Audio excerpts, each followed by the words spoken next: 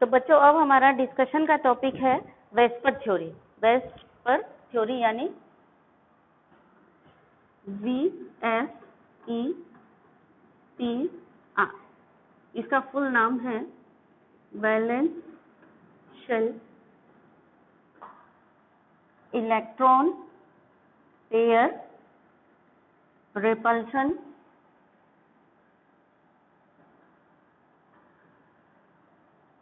Theory.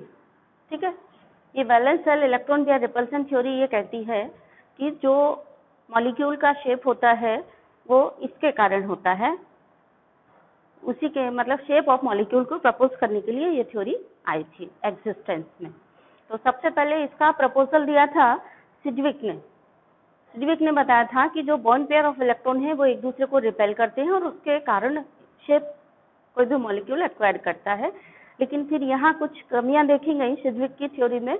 कमियां यह थी कि जैसे कि सेम मॉलिक्यूल है जिसमें हाइब्रिडाइजेशन सेम है, बॉन्ड सेम बना रहा है, लेकिन उनके शेप डिफरेंट हो रहे थे। तो वहां पर यह देखा गया कि वहां पे कुछ लोन पेयर का भी कंट्रीब्यूशन है। तो बाद में नाइहोल्म एंड जेलेप्सी ने इसको थोड़ा सा इम्प्रूव करके बताया कि जो शेयर्ड पेयर ऑफ इलेक्ट्रॉन है और नॉन बॉन्डिंग इलेक्ट्रॉन है, लोन पेयर ऑफ इलेक्ट्रॉन है और बॉन्डिंग पेयर ऑफ इलेक्ट्रॉन है, दोनों ही कंट्रीब्यूट करते हैं शेप में। और यहाँ पे उनके रिपल्सन का एक कॉम्बिनेशन जब होता है उसके कारण शेप होता है। और इसमें उन्होंने ये बताया कि उनके रिपल्शन के कारण शेप होता है, तो वो लोन पेयर और बॉन्ड पेयर कोई भी एटम के ऐसी पोजीशन ऑक्यूपाई करते हैं जहाँ मिनिमम रिपल्शन हो, और इस तरह से वो एक मॉलिक्यूल को पर्टिकुलर शेप देते हैं। तो ये कुछ मेन चीजें थी।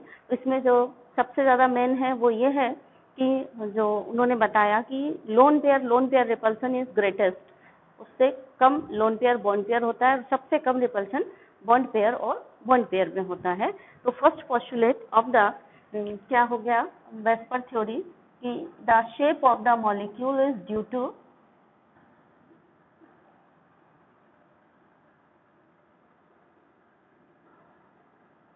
repulsion of lone pair and bond pair of electron। ठीक है, मॉलिक्यूल का जो शेप होता है वो लोन पेयर और बॉन्ड पेयर जो उसमें प्रेजेंट है उसके कारण है। तो pairs of electron in the valence shell repel each other, यानी वैलेंस शेल के जो इलेक्ट्रॉन होते हैं वो एक दूसरे को रिपेल करते हैं। एंड जो सेंट्रल एटम होता है उसमें central atom is taken as sphere.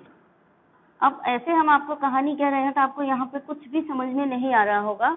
चलिए हम एक एग्जाम्पल ले लेते हैं, एक चित्र बना लेते हैं, उससे अगर ये कहानी को समझेंगे तो आपको ज्यादा समझ में आ जाएगा। फॉर एग्जाम्पल चलिए हम अमोनिया का एक मॉलिक्यूल का डायग्राम बना लेते हैं। ठीक है, अमोनिया का ये शेप होता है।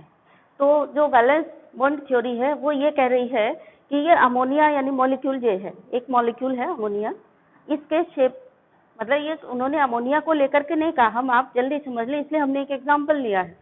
उनका कहना था कि मॉलिक्यूल में लोन पेयर और बॉन्ड पेयर दोनों ही के कारण, दोनों के रिपल्शन के कारण शेप होता है। फिर उन्होंने बताया कि pairs of electron in the valence shell repel each other, यानी जो भी इलेक्ट्रॉन पेयर हैं वैलेंस शेल में यहाँ पर वैलेंस बॉन्ड थ्योरी क्या कहती है कि वैलेंस शेल के इलेक्ट्रॉन पार्टिसिपेट करते हैं बॉन्डिंग में। तो ये इलेक्ट्रॉन ये सारे इलेक्ट्रॉन क्या है, वैलेंस शेल के ही इलेक्ट्रॉन है। तो दूसरा पोस्टुलेट क्या है, वैलेंस शेल के इलेक्ट्रॉन आपस में एक दूसरे को रिपेल करते हैं, तो ये इलेक्ट्रॉन एक दूसरे को रिपेल करेंगे। ठीक है, सिंपल। तीसरी बात इन्होंने क्या बताई, इन्होंने बताया कि मेटल सेंट्रल एटम जो भी है इज टेकन एज स्फीयर। इसका मतलब यह हुआ ये जो नाइट्रोजन है इसको जो हाइड्रोजन घेरे हुए हैं ये कैसा है, कोई भी जब हम मॉलिक्यूल बनाएंगे तो उसमें सेंट्रल एटम जो भी है उसको हम स्फीयर मानेंगे, और ये मानेंगे कि स्फीयर पर ये लोन पेयर और बॉन्ड पेयर प्रेजेंट है। अब स्फीयर पे ये लोन पेयर और बॉन्ड पेयर एक उस शेप में रहेंगे जहां पर इनमें मिनिमम रिपल्शन हो, मतलब ये जो बॉन्ड पेयर और लोन पेयर है वो पोजीशन ऑक्यूपाई करेंगे जितने भी हैं कि इनके बीच में रिपल्शन मिनिमम हो, क्योंकि रिपल्शन जब मिनिमम होगा तो एनर्जी कम होगी और ये स्टेबल होगा। किसी भी मॉलिक्यूल की स्टेबिलिटी के लिए जरूरी है कि उसमें रिपल्शन ना हो, और जब रिपल्शन कम होता है तो उसकी एनर्जी कम होती है, और एनर्जी कम होती है तो वो स्टेबल होता है। ये सिंपल सी थ्योरी है। सो नेक्स्ट क्या है, these pairs of electron tends to occupy the position, यानी ये जो पेयर ऑफ इलेक्ट्रॉन है ये उस पोजीशन को ऑक्यूपाई करेंगे जहां पे दे फेस मिनिमम रिपल्शन। ठीक है, these pairs of electrons occupy tends to occupy, tends मतलब हमेशा इसी कोशिश में लगे रहते हैं। tends to occupy का मतलब क्या हुआ, हमेशा इसी कोशिश में रहेंगे कि हम वहां जाएं जहां पे रिपल्सन हमको फेस ना करना पड़े, है ना। These pairs of electrons tends to occupy the position where they face minimum repulsion, जहां से उनको रिपल्सन कम से कम मिनिमम झेलना पड़े।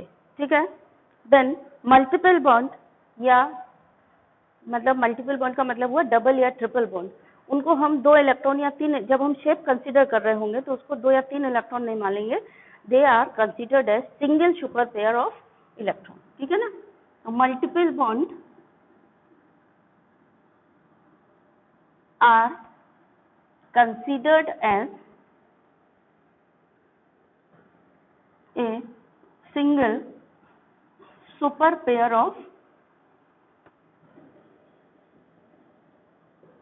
इलेक्ट्रॉन।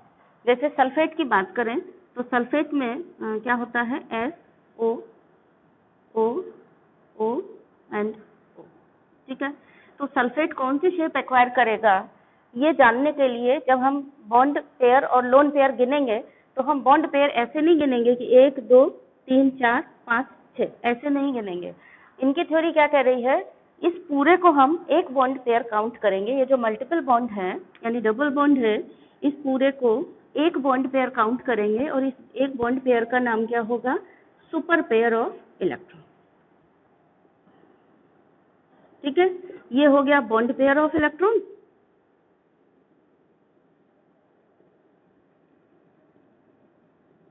और ये हो गया super pair of electron. Clear बात हो गई, मतलब जब हम देखेंगे कि कौन सी शेप लेगा तो कितने बॉन्ड काउंट करेंगे, क्योंकि अगर एक गोले पे 4 बॉन्ड है तो वो मैक्सिमम ये वाली शेप एक्वायर करेंगे।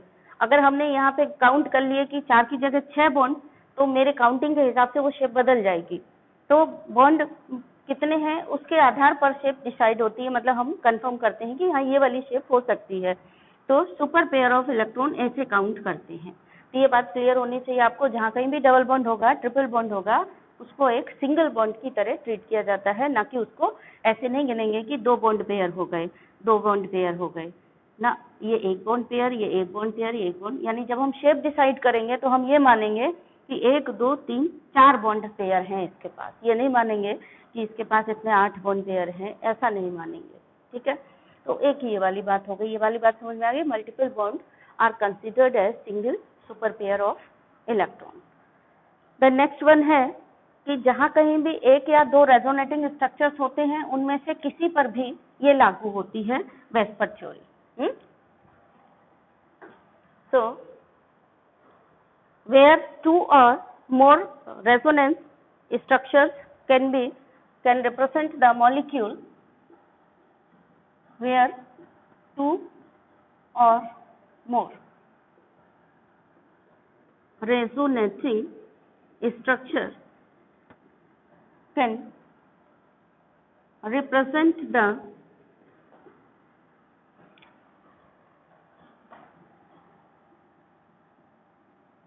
molecule, the Vesper model is applicable to any such of their structure. Vesper model can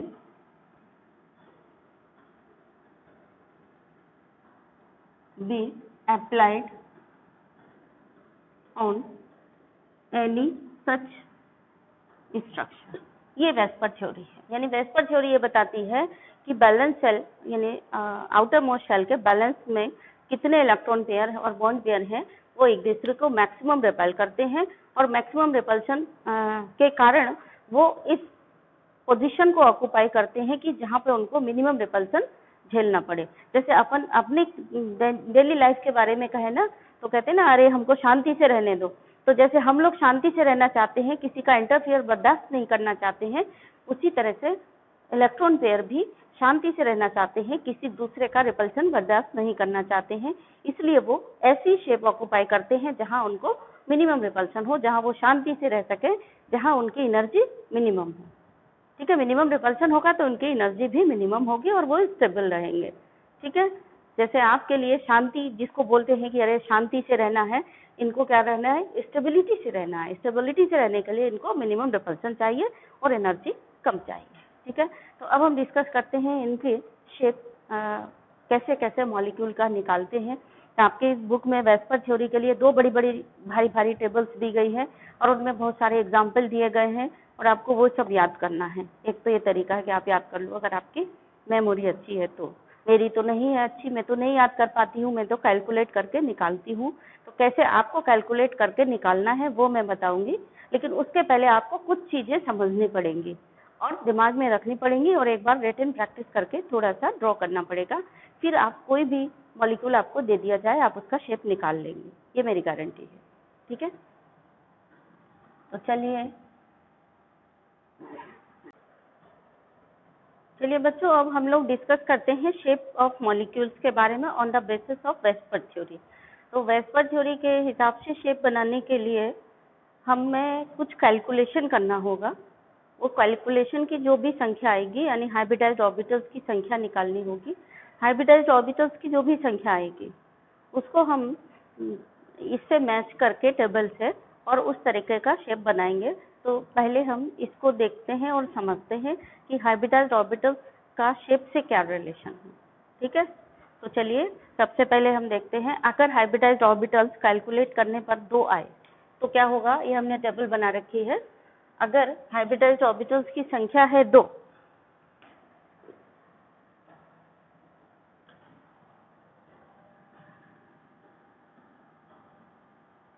इसको हम HO भी बोल सकते हैं। ठीक है, 2 आए तो हाइब्रिडाइजेशन क्या होगा, 2 में से एक s ऑर्बिटल होगी इन्वॉल्व हाइब्रिडाइजेशन में, और बाकी फिर जितनी भी बचेंगी p, एक बची तो 1p, फिर 2p, 3p, ऐसे होती जाएगी, तब 3p इन्वॉल्व हो जाएंगे। उसके बाद अगर और भी बच रहा है तो d का इन्वॉल्व करेंगे। तो अभी एक बचा है संख्या, तो एक p की हो गई। तो S और P की जो ज्योमेट्री होगी वो कैसी होगी, वो इस तरह से होगी।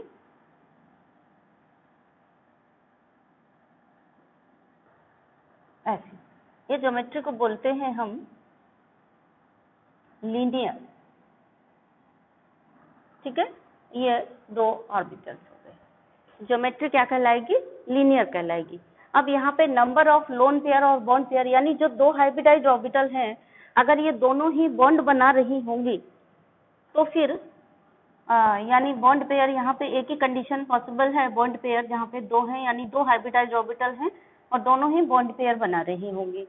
तो शेप ऑफ द मॉलिक्यूल क्या होगा, शेप होगा इस तरह से A, और उसने ये बॉन्ड बना लिया B और B। यहाँ देखिए, यहाँ पे अकेला सेंट्रल एटम दिया है मैंने, लीनियर सेंट्रल एटम है, यहाँ पे सेंट्रल एटम के साथ में किसी दूसरे ने बॉन्ड बना लिया और शेप क्या रहेगी, लीनियर रहेगी।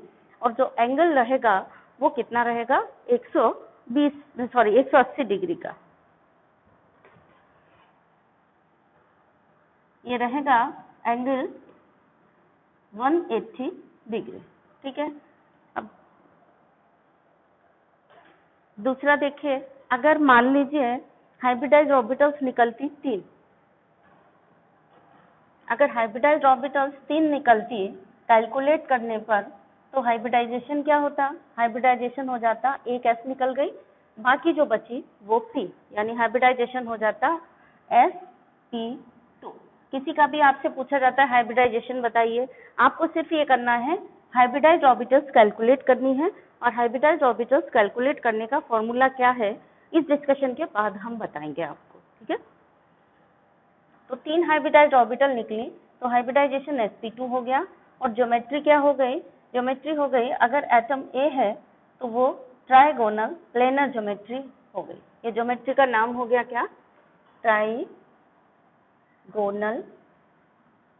प्लेनर, ठीक है। इस sp2 को इसी के सीध में रखते हैं, sp2, ये 3 भी इसी की सीध में लिखते हैं 3।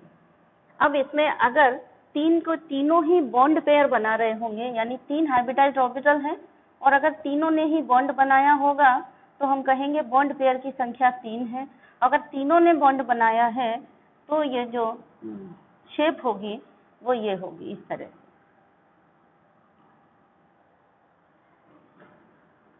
ए, और 3 बॉन्ड बने हैं, तो तीनों ने बॉन्ड बनाया है, तो ये हो जाएगा ए बी बी और बी, और शेप का नाम वही रहेगा, जो ज्योमेट्री का नाम है वही शेप का नाम रहेगा, यानी शेप का नाम यहाँ क्या होगा, ट्राइगोनल प्लेनर, ठीक है। लेकिन अगर इसी में बॉन्ड पेयर तो हैं 2, यानी बॉन्ड 2 ने ही बनाए, एक ऑर्बिटल खाली रहेगी, तो उस पर क्या रहेगा, उस पर लोन पेयर रहेगा 1,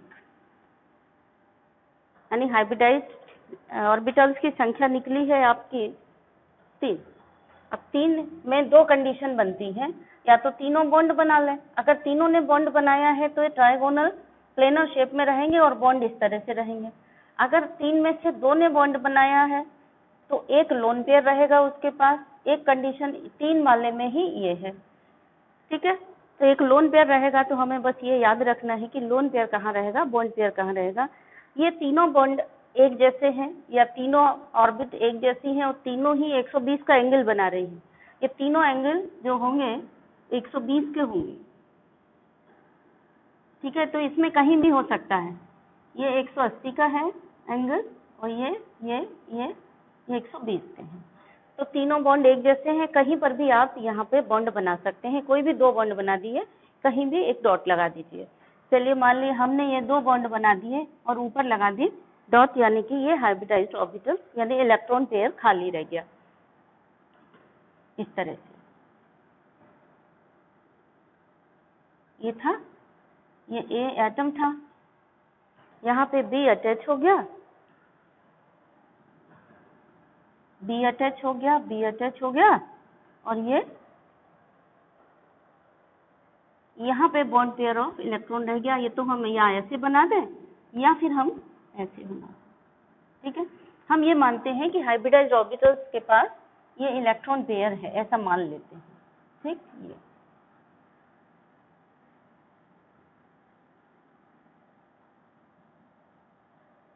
तो 2 ने बॉन्ड बना लिए और एक का लोन पेयर ऑफ इलेक्ट्रॉन ऐसा ही यहाँ रह गया, ठीक। इस शेप का नाम क्या देंगे, ये शेप कहलाएगी, देखो कैसी शेप है, बेंट शेप है,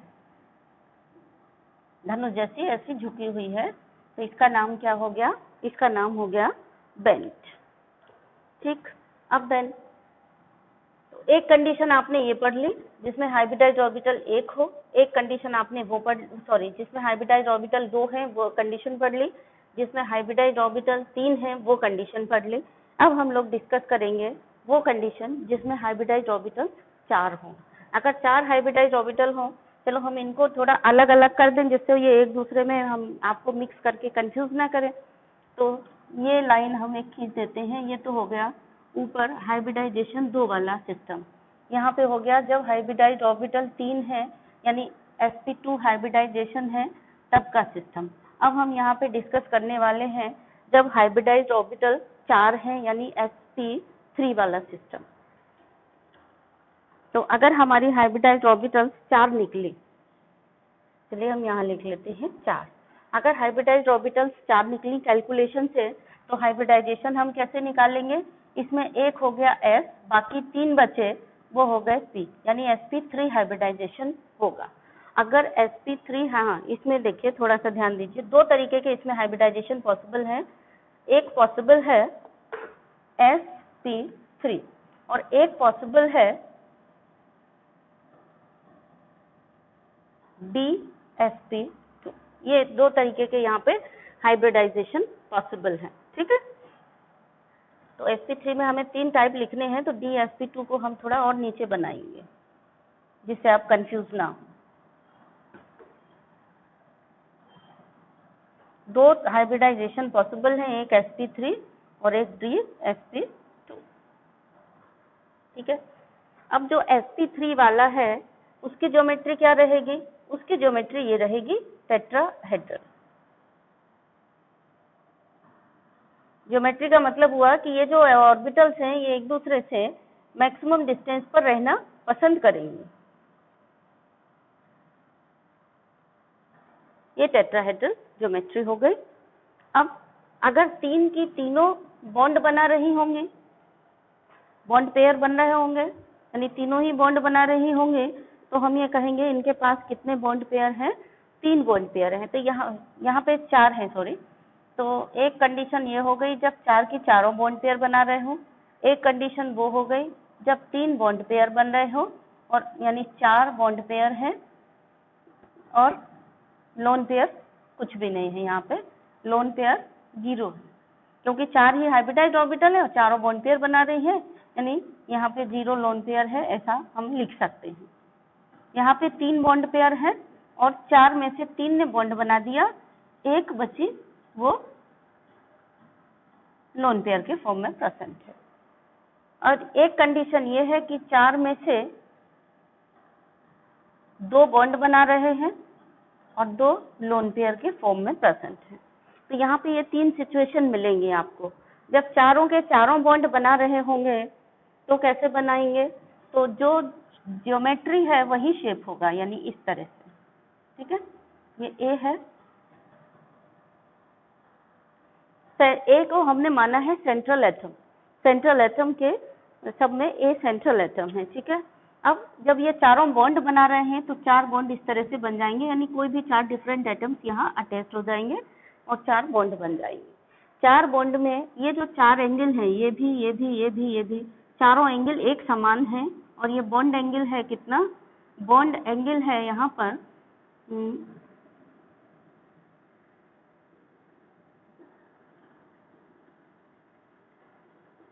109.5, ये बॉन्ड एंगल है यहाँ पर।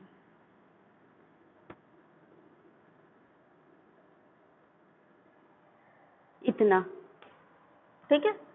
अब आप देखिए ट्रायगोनल प्लेनर शेप क्या होता है? एक त्रिभुज, ट्रायंगल के हर कोने में एक बॉन्ड जाए, उसको हम ट्रायगोनल प्लेनर शेप कहते हैं। फॉर एग्जाम्पल एक शेप मैं आपको दिखा रही हूँ, सपोज ये है नहीं मेरे पास, इसलिए यहाँ पर बना रही हूँ इस तरीके से। ये जो 3 पेन से मिलाकर के मैंने जो शेप बनाई है, this shape is trigonal planar, यानी इसको यहाँ से यहाँ मिला दें तो एक ट्रायंगल बन जाएगा, है ना। तो ट्रायंगल के सेंटर से हर कोने पे बॉन्ड का सिरा जा रहा है। ये वाली जो शेप है, यानी बॉन्ड इस तरीके के ट्रायगोनल प्लेनर में जा रहे हो, बॉन्ड का ट्रायंगल के हर कोने को ये टच कर रहा है बॉन्ड, वो क्या कहलाएगी? ये वाली शेप कहलाएगी ट्रायगोनल प्लेनर शेप, ठीक है। ट्रायगोनल प्लेनर ज्योमेट्री आपको समझ में आ गई होगी। अभी हम ज्योमेट्री की सब में बात कर रहे हैं, तो ये trigonal geometry, trigonal planar geometry होगी। अब यहाँ पे बात करते हैं हम किसकी? Tetrahedral geometry. टेट्राहेड्रल ज्योमेट्री कैसी होगी? टेट्राहेड्रल ज्योमेट्री बच्चों ऐसी होगी, इस तरह से। एक ये अंदर ये जो ब्लैक वाला है, इसको हम अगर हम एक एटम मान लें, तो ये एक एटम है। एटम के चारों तरफ 4 बॉन्ड हैं, या 4 हाइब्रिडाइज्ड ऑर्बिटल हैं, या 4 bond pair, lone pair of electron हैं, टोटल मिलाकर के 4। तो ये ज्योमेट्री के कौन सी एक्वायर करेंगे? ये वाली ज्योमेट्री एक्वायर करेंगे, इसको हम बोलते हैं टेट्राहेड्रल ज्योमेट्री, ठीक है। ये टेट्राहेड्रल ज्योमेट्री है। हर बॉन्ड एक दूसरे से 109 डिग्री 109.5 अंश पर प्रेजेंट है। तो ये टेट्राहेड्रल शेप हो गया। अब टेट्राहेड्रल ज्योमेट्री हो गई। अब यहीं पर अगर हम देखेंगे कि स्क्वायर प्लेनर की बात करें, ज्योमेट्री जो वहाँ है नीचे DSP2, ये ज्योमेट्री स्क्वायर प्लेनर होती है। ये कैसी होती है इसको हम आपको समझाते हैं। ये ज्योमेट्री इस तरीके की होती है कि सेंट्रल एटम ए ने 4 बॉन्ड स्क्वायर प्लेन के हर कोने पे एक एक बॉन्ड गया है। ये ज्योमेट्री क्या कहलाती है? स्क्वायर प्लेनर कहलाती है ये ज्योमेट्री, या फिर हम इसको कहें ये, ठीक है, ये वाली, ये ज्योमेट्री स्क्वायर प्लेनर है। 4 बॉन्ड स्क्वायर प्लेन के 4 कोनों पे जा रहे हैं, ठीक है ना। ये सेंट्रल एटम को हम मान लेते हैं कि ये सेंट्रल एटम है और ये इसके 4 हाइब्रिडाइज्ड ऑर्बिटल है, ठीक है। तो DSP2 जो है उसमें ये ज्योमेट्री होती है स्क्वायर प्लेनर, और जो sp3 हाइब्रिडाइजेशन है उसमें ज्योमेट्री होती है टेट्राहेड्रल। दोनों में ही हाइब्रिडाइज्ड ऑर्बिटल 4 हैं। यहाँ भी हाइब्रिडाइज्ड ऑर्बिटल 4 हैं, यहाँ एक s और 3 p हैं, यहाँ पे एक d, एक s और 2 p हैं जो हाइब्रिडाइजेशन में इन्वॉल्व हो रही हैं। तो इसका शेप कैसा हो, ये ज्योमेट्री कैसी हो जाएगी ये वाली ऑर्बिटल्स की? ये ज्योमेट्री हो जाएगी, ये ए है, स्क्वायर प्लेन में जाएगी इसकी,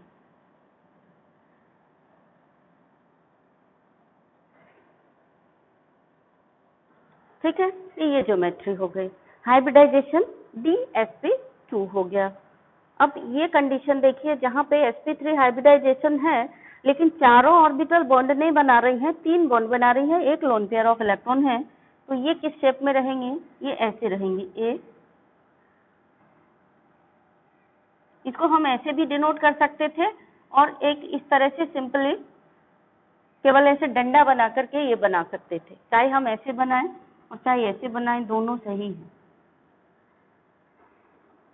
तो और ये इसको देख करके आपको कंफ्यूजन हो सकता है, आप सोचेंगे कि ये तो बॉन्ड है इसलिए ऐसे नहीं बनाते हैं, जनरली इसको ऐसे बना देते हैं तो वो अलग से दिखाई दे रहा है कि ये लोन पेयर ऑफ इलेक्ट्रॉन है। नहीं तो आप ये डंडा देख करके इसको बॉन्ड पेयर में काउंट कर लेंगे। समझ गए ना आप? बनाने के दोनों तरीके हैं। तो ये हो गया ए, और 3 एटम्स ने बॉन्ड बना लिए हैं, एक लोन पेयर ऑफ इलेक्ट्रॉन है बी बी बी।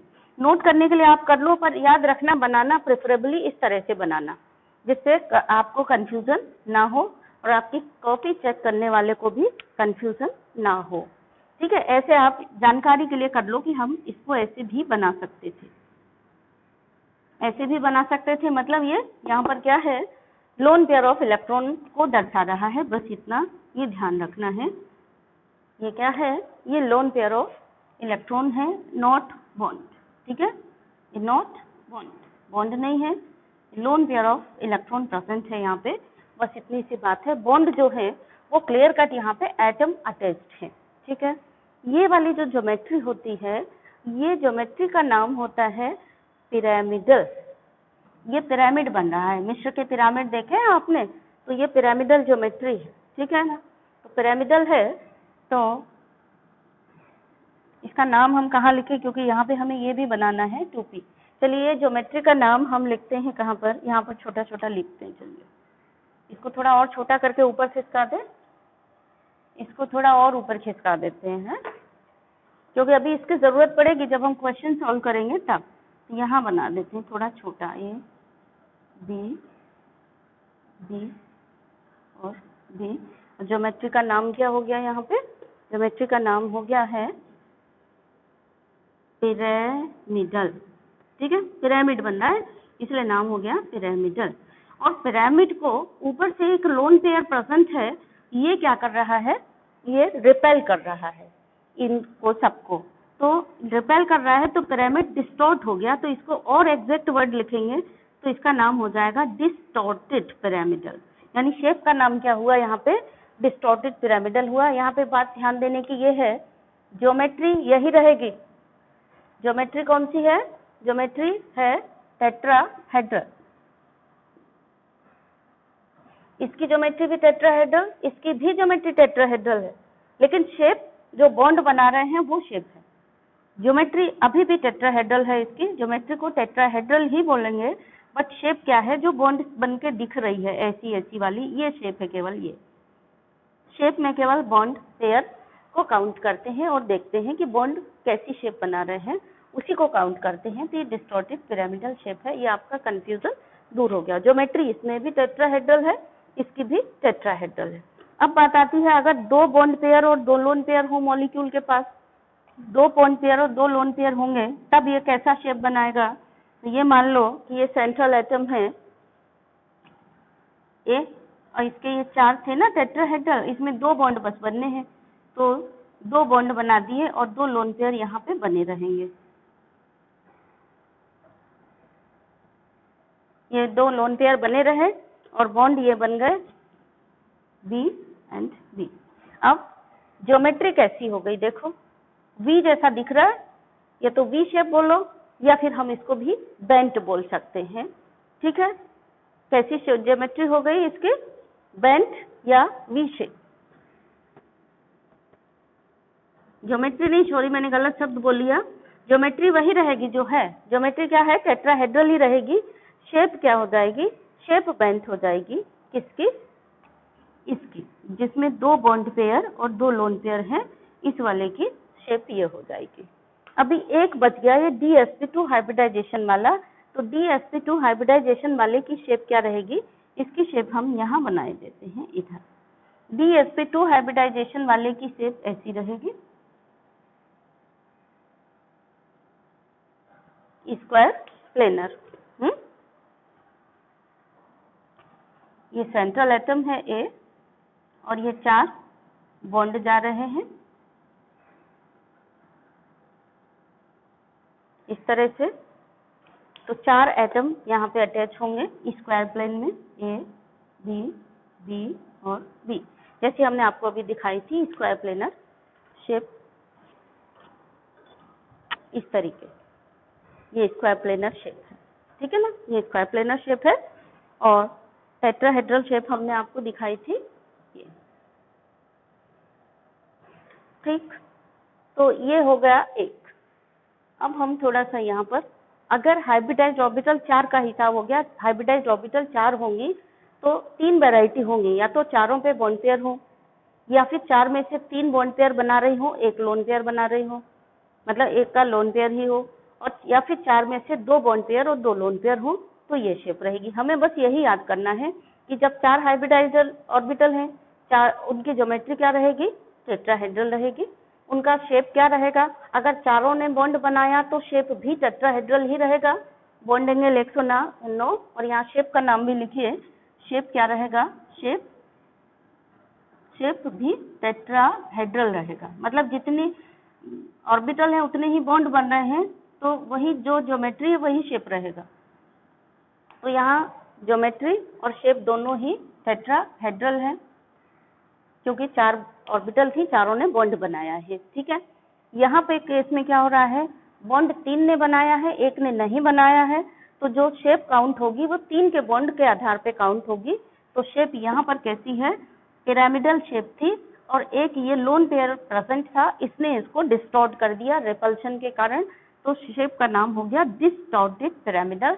और मैंने आपको एक चीज नहीं, जहाँ पे आपने वेस्पर थ्योरी लिखी है वहां पर लास्ट में एक नोट और लगा लीजिए, लास्ट पॉइंट, कि जो रिपल्शन होता है, रिपल्शन लोन पेयर ग्रेटेस्ट होता है, फिर lone pair bond pair and फिर बॉन्ड पेयर। मतलब रिपल्शन एक अलग से नोट लगा दिए, उसी में अलग पॉइंट डाल के वेस्पर थ्योरी में ही रिपल्शन किसका होता है, एलपी मतलब lone pair is greater than lone pair bond pair. मतलब लोन पेयर का repulsion lone pair bond pair से ज्यादा होता है, और बॉन्ड पेयर सबसे कम होता है जब हम रिपल्शन की बात करेंगे।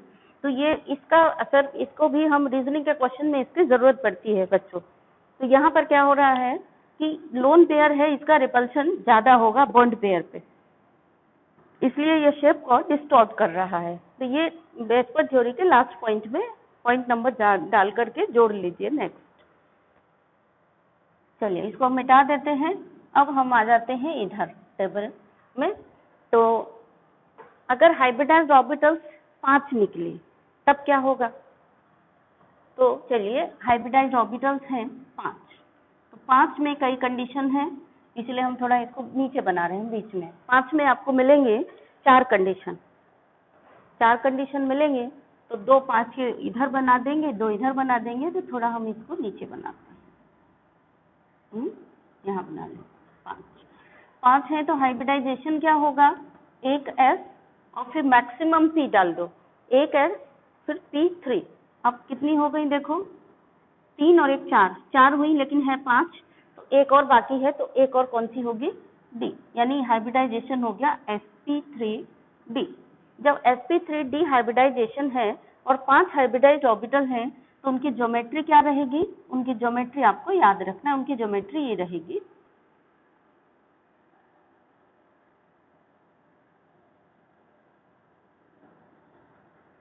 इस तरह से ट्राइगोनल प्लेनर है और एक ऊपर और एक नीचे है, और इस शेप का नाम देते हैं ट्राइगोनल बाइपिरामिडल। मतलब ज्योमेट्री का नाम क्या है, ट्राइगोनल बाइपिरामिडल,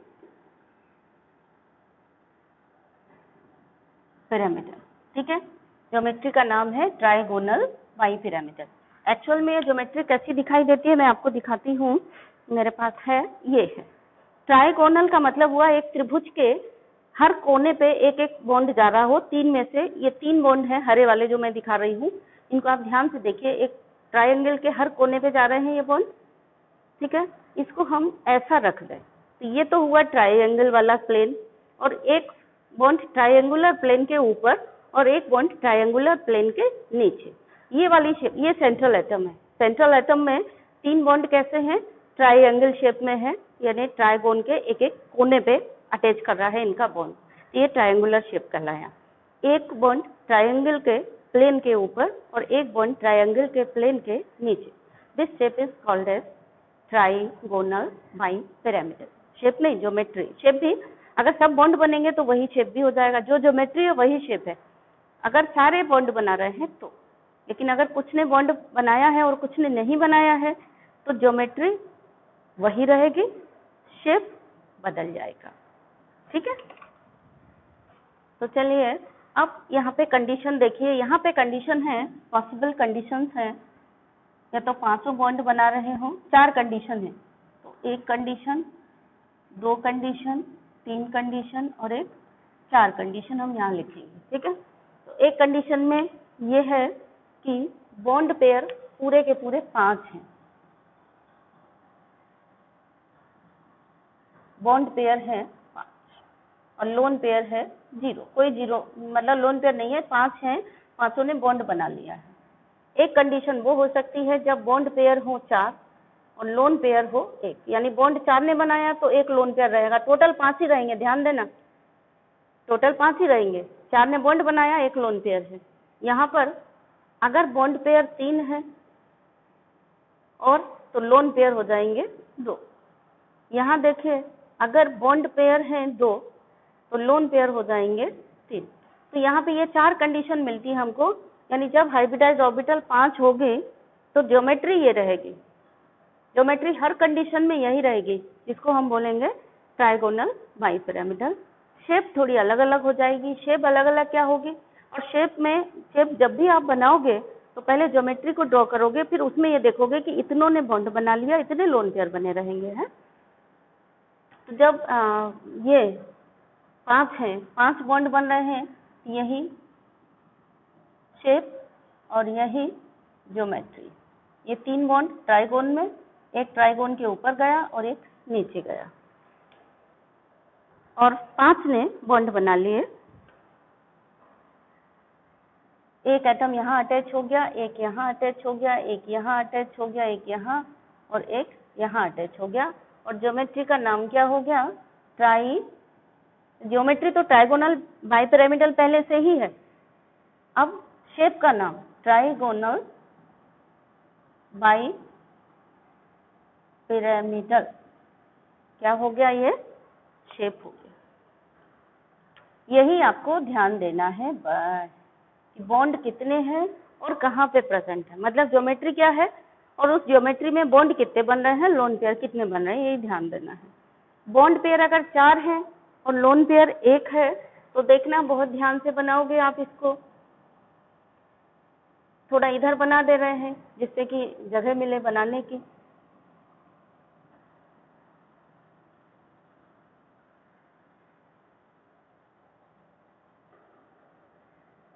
ये हुआ सेंट्रल एटम ए, इसमें भी ये सेंट्रल एटम ए हो गया है। देखना ध्यान से, बॉन्ड कहाँ बनेंगे बस यही देखना है, 4 ही बॉन्ड बनने हैं, 4 बॉन्ड कहाँ बनेंगे, यहाँ बनेंगे, ये बन गए 4 बॉन्ड। और जो एक कोना ये त्रिभुज का खाली है, ट्रायंगल का एक कोना खाली है, ये क्या है, ये है lone pair of electron. Lone pair of electron को हम कैसे दिखा रहे हैं, हम उसको इस तरह से दिखा रहे हैं, ऐसे हर एक में 2 आंखें, ठीक है, 2 आंखें बना दी इसकी, ऐसे ऑर्बिटल बना के 2 आंखें बना दी, ये लोन पेयर ऑफ इलेक्ट्रॉन हो गया। इस शेप का नाम क्या है, इस शेप का नाम याद रखने के लिए पार्क में जाना पड़ेगा आपको, जहाँ बच्चे झूला झूलते हैं। इसको ध्यान से देखो, क्या ये बच्चों का झूला जैसा दिख रहा है आपको, नहीं दिख रहा है तो मैं दिखाती हूँ, देखिए इसको थोड़ा घुमा लीजिए, घुमाओगे तो ये इस तरह का दिखेगा आपको, ये लोन पेयर है, ये और ये, ठीक है, ऐसा दिख रहा है आपको बच्चों के झूला जैसा।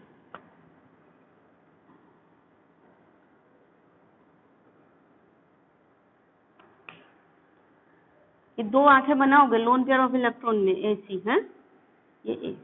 अब अगर आप एक बच्चे को इधर बिठा दो, यहाँ पर, ठीक है, और एक बच्चे को आप इधर बिठा दो, झूले की तरह झूलेगा ना, ये सीसो ऐसे ऊपर नीचे जाएगा। ये वाला जो शेप है, ये कौन सा शेप कहलाएगा, इस शेप का नाम होगा सीसो शेप। ये शेप कौन सा है, सीसो।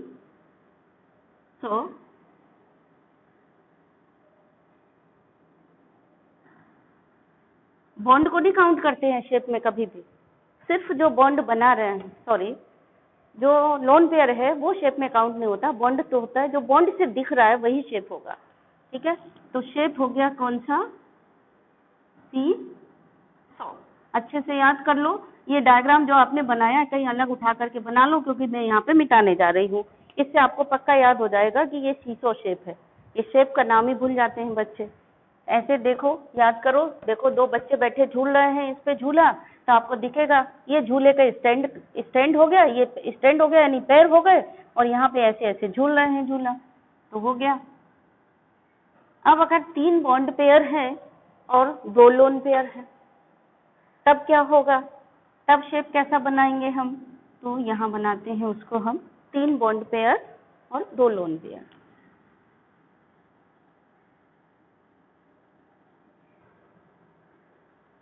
ज्योमेट्री तो वही थी और वही अब भी है, ट्राइगोनल बाइपिरामिडल ज्योमेट्री है, ये ज्योमेट्री को हम उठा लाए। अब इसमें हमें ये देखना है बॉन्ड 3 बनाने हैं, 3 बॉन्ड कहाँ बनाएं, बस यही देखना है। तो बॉन्ड बनाएंगे 3, अपने मन से नहीं बना सकती, हमें याद रखना पड़ेगा, बी, बी और बी, ये बॉन्ड बने हमारे, ठीक है। और ये जो 2 रहे बचे बाकी, ये है बॉन्ड एंगल।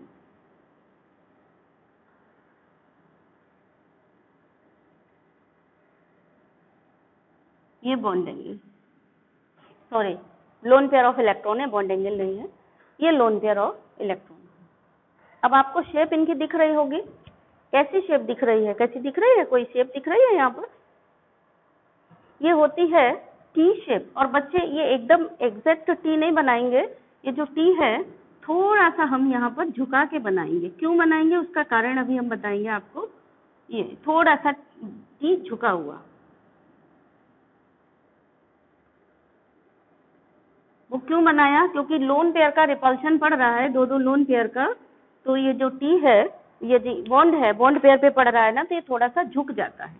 तो देखो शेप क्या बना रहे हैं, टी बन रही है ना अंग्रेजी की टी, तो ये कैसा हुआ, टी शेप हुआ, लेकिन ये बेंट हो गई टी, तो ये नाम हो गया बेंट टी शेप। शेप का नाम क्या हो गया, बेंट टी शेप। ज्योमेट्री वही रहेगी बच्चों, ध्यान देना, ज्योमेट्री नहीं बदली। ये मॉलिक्यूल हो चाहे ये मॉलिक्यूल हो चाहे ये मॉलिक्यूल हो, सबकी ज्योमेट्री क्या है, ट्राइगोनल बाइपिरामिडल, सबकी ज्योमेट्री ट्राइगोनल बाइपिरामिडल, लेकिन शेप सबके अलग अलग हैं। ज्योमेट्री सबकी सेम है, शेप अलग अलग होने का कारण क्या है, कारण है नंबर ऑफ लोन पेयर और बॉन्ड पेयर की संख्या में अंतर है, इसलिए इनके शेप अलग अलग हो गए। यहाँ देखिए, जब बॉन्ड पेयर 2 है और लोन पेयर 3 है, तब ये कहाँ रहेंगे? इनको हम यहाँ बनाते हैं, बॉन्ड पेयर 3 और लोन पेयर 2 है।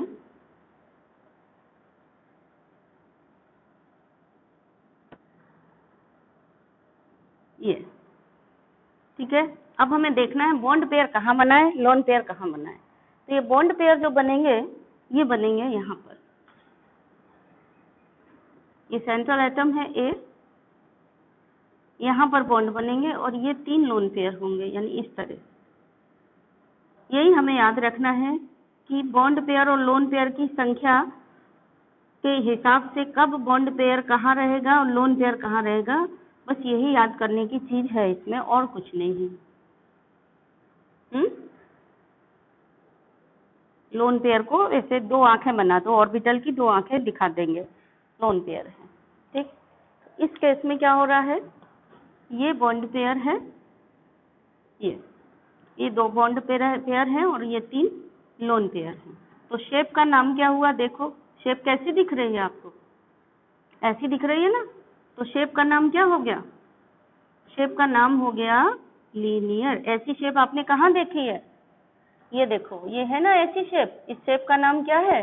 इस शेप का नाम भी लीनियर है, हा?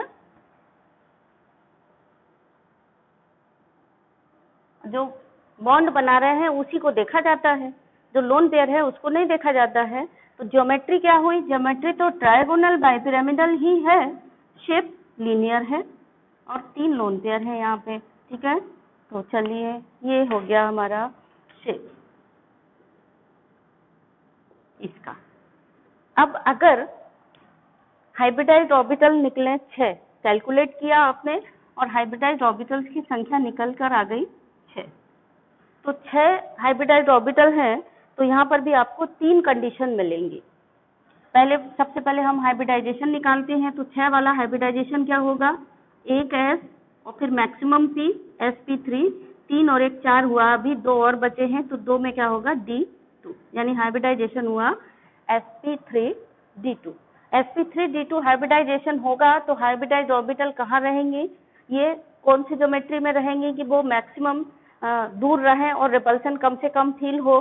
तो वो ज्योमेट्री है इनकी ऑक्टाहेड्रल ज्योमेट्री। ऐसे ये ज्योमेट्री का नाम होता है ऑक्टाहेड्रल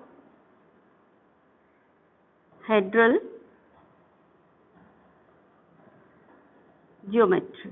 ठीक है, ये ऑक्टाहेड्रल ज्योमेट्री है। कैसी होगी? ये ऑक्टाहेड्रल ज्योमेट्री हमारे पास है, आप देखिए 4 ये था ना स्क्वायर प्लेन, तो ऐसे 4 बॉन्ड स्क्वायर प्लेन में है, इसको हमने ऐसा कर दिया। तो 4 बॉन्ड तो स्क्वायर प्लेन में है, 1 बॉन्ड ऊपर और 1 बॉन्ड नीचे।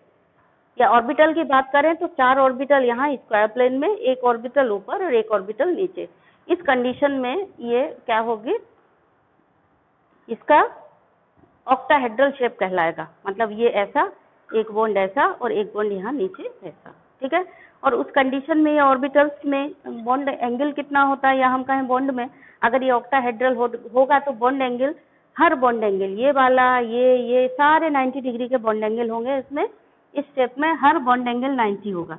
मतलब ये और ये 90 होंगे, ये और ये 90, ये और ये 90, ये और ये 90। समझ गए? ये तो 90 होगा। और जो ये बॉन्ड है और तिरछा वाला, मतलब ये वाला, देखिए ये बॉन्ड और ये बॉन्ड भी 90 है, दिख रहा है ना? ये भी बॉन्ड 90 है, यानी अबव प्लेन वाला और इसके बीच का ये बॉन्ड भी 90 है, ये वाला बॉन्ड भी 90 है। क्लियर हो गया? तो हर बॉन्ड, यहाँ पे 6 बॉन्ड हैं, 6 के 6 बॉन्ड एक दूसरे से 90 डिग्री का एंगल बना रहे हैं। सब में बॉन्ड एंगल भी आपको याद रखना है। यहाँ पर देखिए बॉन्ड एंगल का क्या हिसाब किताब है। जो ट्राइगोन में था, ट्राइगोन में कहाँ गया? ये ट्राइगोनल है, हरे वाले बॉन्ड ट्राइगोन में है, तो हरे बॉन्ड में यहाँ पे क्या बॉन्ड एंगल दिख रहा है आपको? 120 का एंगल दिख रहा है। और हरे और लाल का बॉन्ड एंगल क्या दिख रहा है? जो above and below the plane है, जो above and below the plane है वो 90 डिग्री के हैं। ये 90 डिग्री है, ये 90 डिग्री है, लेकिन ये हरा आपस में ये 120 एंगल है। ये एंगल आपको याद रखना है इसलिए क्योंकि इस पर बेस्ड बहुत सारे क्वेश्चन रीजनिंग के आएंगे अभी आगे। अगर आपको ये एंगल वाली बात याद है तो आप कर पाओगे, नहीं तो नहीं कर पाओगे। तो यहाँ पे बॉन्ड एंगल की बात करेंगे तो क्या होगा, ये जो बॉन्ड एंगल है ये 120 डिग्री है, ठीक है। ये भी बॉन्ड एंगल 120 डिग्री है और ये बॉन्ड एंगल 120 है। मतलब तीन जो ट्राइगोन के बॉन्ड एंगल थे वो 120 है। वहीं पर जो बॉन्ड एंगल ये वाला है ट्राइगोन और इसके बीच का, ठीक है, ये कैसा है, ये 90 डिग्री है। क्लियर हो गई बात? ये आपको ध्यान रखना है, ठीक है। यानी अबव द प्लेन वाला और ट्राइगोनल वाले एंगल में ये 90 डिग्री का है। इसके बॉन्ड एंगल की बात बता दी हमने। इसमें बॉन्ड एंगल पूरे सभी 90 डिग्री के हैं ये।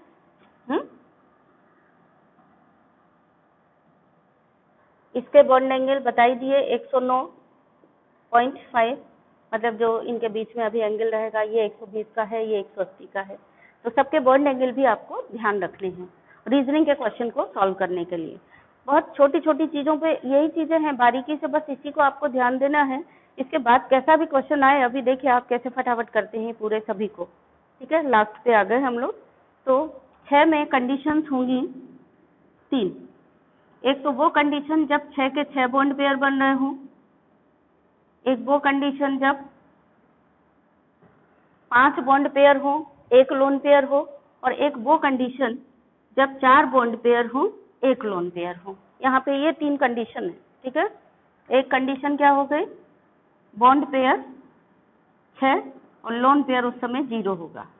अब 6 में से 6 के 6 ने बॉन्ड बना लिया, 6 में से 5 ने बॉन्ड बनाया, तो कंडीशन हो गई बॉन्ड पेयर 5 और लोन पेयर 1। 6 में से 4 बॉन्ड बनाएंगे तो बॉन्ड पेयर 4, लोन पेयर 2, ठीक है। जब 6 के 6 बॉन्ड पेयर बना रहे हैं तो जो ज्योमेट्री है वही शेप होगी। यानी क्या होगा, यहाँ पे शेप की बात करें अगर हम,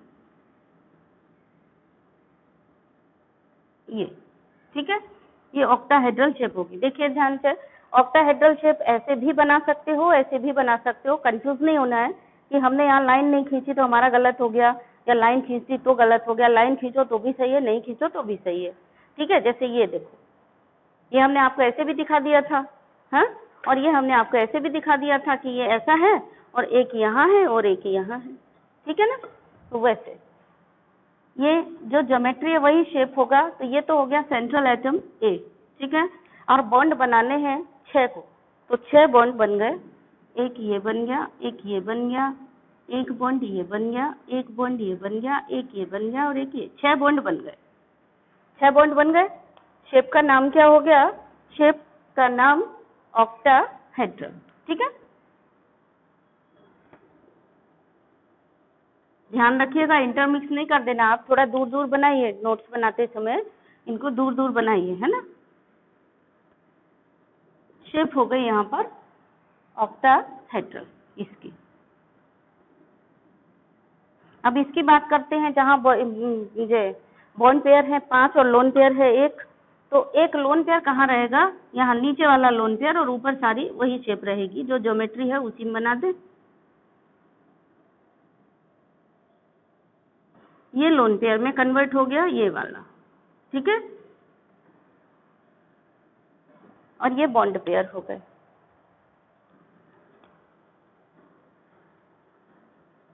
अगर आपने गलती से ऊपर लोन पेयर बना दिया है और नीचे बॉन्ड बना दिया ये वाला, तो भी वो गलत नहीं माना जाएगा, वो भी सही है। पर नाम आप सही लिखना। नाम क्या है इसका, इसका नाम ऑक्टाहेड्रल नहीं लिखोगे, इसका नाम है स्क्वायर प्लेन, और उसके ऊपर एक ये निकला है, इसको हम बोलते हैं स्क्वायर पिरामिडल शेप। जैसे ट्राइगोनल के ऊपर पिरामिड था, वैसे ही स्क्वायर पिरामिडल बोलेंगे। यहाँ पे ध्यान रखना, या तो आप इसको ऑक्टाहेड्रल बोल दोगे, नहीं तो इसको स्क्वायर प्लेनर बाइपिरामिडल बोलोगे। ये ऑक्टाहेड्रल ही बोला जाएगा, ये स्क्वायर प्लेनर पिरामिडल। एक पिरामिड है, मतलब एक निकला ना बॉन्ड उसमें से, तो उसको कहेंगे स्क्वायर प्लेनर। ये है स्क्वायर, ये स्क्वायर है ये वाला, और इसके ऊपर एक ये तंबू तना हुआ, ये स्क्वायर पिरामिडल, और नीचे ये बॉन्ड पेयर है। बॉन्ड पेयर शेप में गिना नहीं जाता है ना, तो ये बॉन्ड पेयर गिना नहीं जाएगा शेप में। ये हो गया, तो ये 4 बॉन्ड हो गए और ये 1 हो गया, तो जो शेप होगी वो ये 4 स्क्वायर प्लेन और पिरामिड, स्क्वायर प्लेन और पिरामिड। तो शेप का नाम क्या हो गया? Square pyramidal shape. यहाँ इसके बाजू में शेप का नाम लिखते हैं। शेप का नाम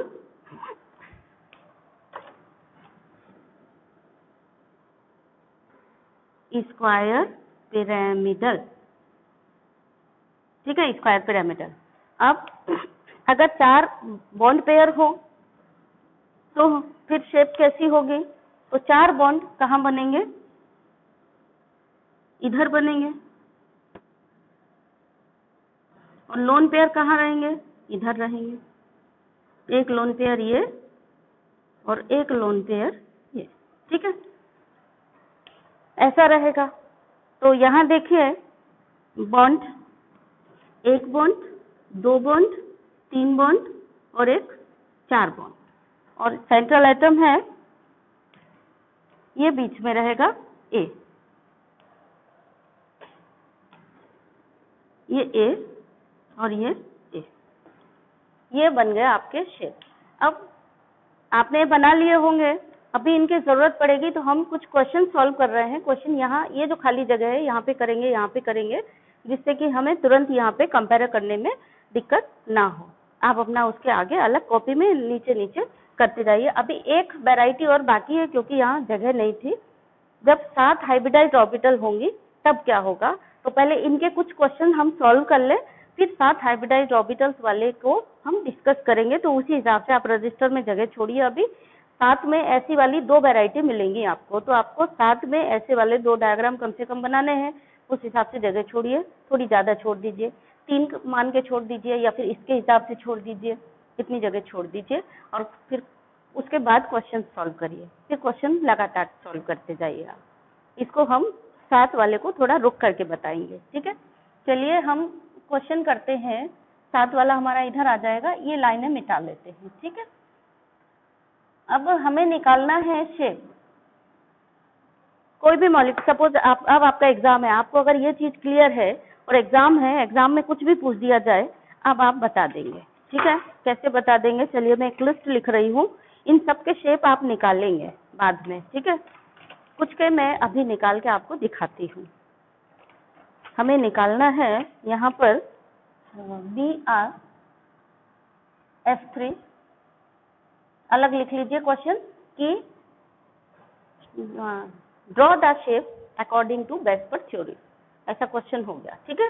तो बेस्पर के थ्योरी के हिसाब से आपको शेप बनाना है। BRF3, SO2, H2O and CH4, then SF4, then PCl5, then SF6, इनके शेप हमें बनाने हैं, ठीक है।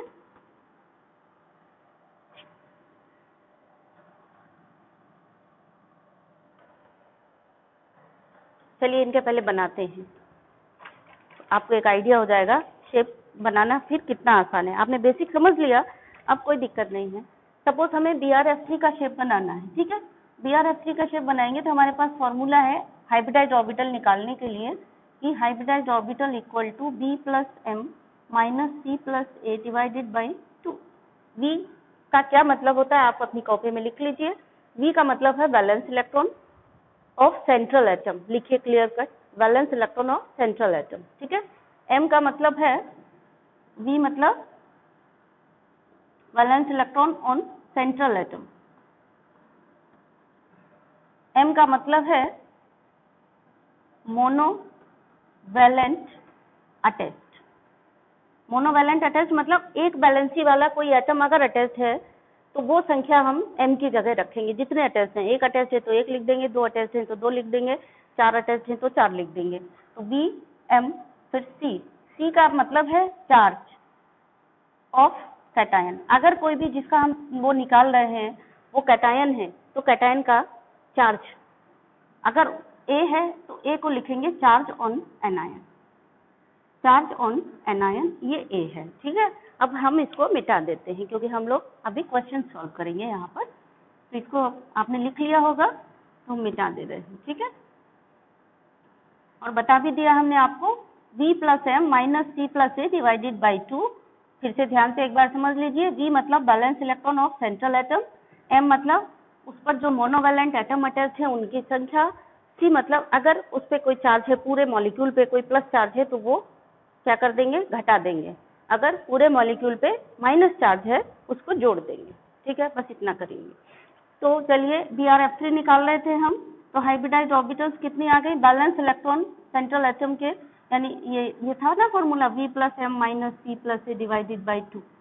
तो V की वैल्यू यहाँ पे कितनी है, बैलेंस इलेक्ट्रॉन 7। ग्रुप 17 का है, 17 माइनस 10 बैलेंस इलेक्ट्रॉन, 17 में 7 बैलेंस इलेक्ट्रॉन, 16 में 6, 15 में 5, 14 में 4 बैलेंस इलेक्ट्रॉन, 13 में 3 बैलेंस इलेक्ट्रॉन, नहीं तो ऐसे याद कर लो। ठीक है, और वैसे ग्रुप नंबर -10 होता है बैलेंस इलेक्ट्रॉन की संख्या, और नहीं तो सीधे याद कर लो, 17 में 7 होते हैं, 16 में 6 होते हैं, तो 7 balance electron plus monovalent atom. Fluorine कैसा है, सोचो दिमाग से, मोनोवैलेंट है, हाँ 17 फैमिली का है, -1 बैलेंस, ऐसे सोच लो, मोनोवैलेंट है 3, प्लस चार्ज भी नहीं है माइनस चार्ज भी नहीं है, ये दोनों संख्या 0 हो गई, डिवाइडेड बाई 2, 7 3 10/2, दैट इज 5 संख्या आ गई, यानी कितनी हाइब्रिडाइज्ड ऑर्बिटल आई, 5। देखो यहाँ पे कोई 5 हाइब्रिडाइज्ड ऑर्बिटल वाला कहीं तुमने देखा है, 5 हाइब्रिडाइज्ड ऑर्बिटल आ गई, तो कौन सी हाइब्रिडाइजेशन हुआ है इसमें बेटा, 5 हाइब्रिडाइज्ड ऑर्बिटल हैं, तो तुरंत हम निकालेंगे, एक S फिर 3p sp3, अभी 4 हुई है, एक बाकी है, यानी 1d, यानी हाइब्रिडाइजेशन हो गया क्या, sp3d, sp3 हाइब्रिडाइजेशन हो गया। अब आपसे पूछा जाएगा ज्योमेट्री बताओ, शेप बताओ, दोनों साथ साथ ड्रॉ नहीं करोगे, आप शेप को ड्रॉ करोगे, ज्योमेट्री केवल लिखोगे। ठीक है ना, तो ज्योमेट्री क्या है, ज्योमेट्री है इसकी ट्राइगोनल बाइपिरामिडल, आपको बस यही याद रखना, 5 ऑर्बिटल वाले की ज्योमेट्री याद रखनी है, ट्राइगोनल बाइपिरामिडल। फिर इस ज्योमेट्री में ये देखो कि बॉन्ड कितने बन रहे हैं, 3 बॉन्ड बन रहे हैं, तो बस ये और याद रखो कि इस ज्योमेट्री में जब 3 बॉन्ड बनेंगे और लोन पेयर 2 होंगे तो वो कहाँ रहेंगे, 3 बॉन्ड कहाँ रहेंगे और लोन पेयर कहाँ रहेंगे। ठीक है ना, तो कहाँ रहेंगे इसका, यहाँ पे हम लोग जो खाली जगह है मैं वहाँ पे सॉल्व करूंगी, जिससे आपको यहाँ कंपैरिजन करने में आसानी रहे। ठीक है, तो हमने तुरंत इसकी ज्योमेट्री ड्रॉ कर ली, क्या ज्योमेट्री है, 5 ऑर्बिटल है, 5 ये हमें याद रहना चाहिए कि ट्राइगोनल प्लेनर ज्योमेट्री होगी, लिख दिया ज्योमेट्री ट्राइगोनल प्लेनर। शेप सब सिर्फ बना दोगे, ज्योमेट्री और शेप मतलब ऐसा नहीं करोगे एक बार ये भी बना दिया एक बार वो भी बनाया, ऐसे नहीं करना है, एक ही बार करना है। बॉन्ड कहाँ रहेंगे बस ये याद रखना है, बॉन्ड 3 बनने हैं, तो 3 बॉन्ड वाली कंडीशन कौन सी है, ये बॉन्ड पेयर 3 लोन पेयर 2, यानी लोन पेयर रहेंगे यहाँ, बॉन्ड पेयर यहाँ रहेंगे। तो बनाइए, Br सेंट्रल एटम हो गया, ये F हो गया, ये F हो गया, ये F हो गया, और ये हो गया एक बॉन्ड पेयर, और ये हो गया एक बॉन्ड पेयर, बन गया शेप। शेप कैसा हो गया, टी शेप हो गया। अब समझो आपने अगर बेसिक याद की है तो अब आपको या तो ये टेबल रखने की कैपेसिटी हो, मेरी तो नहीं है, बेसिक याद है तो आप सबका भी किसी का भी आप शेप कैलकुलेट कर सकते हैं। चलिए BrFC का निकल आया, SO2 का निकालते हैं।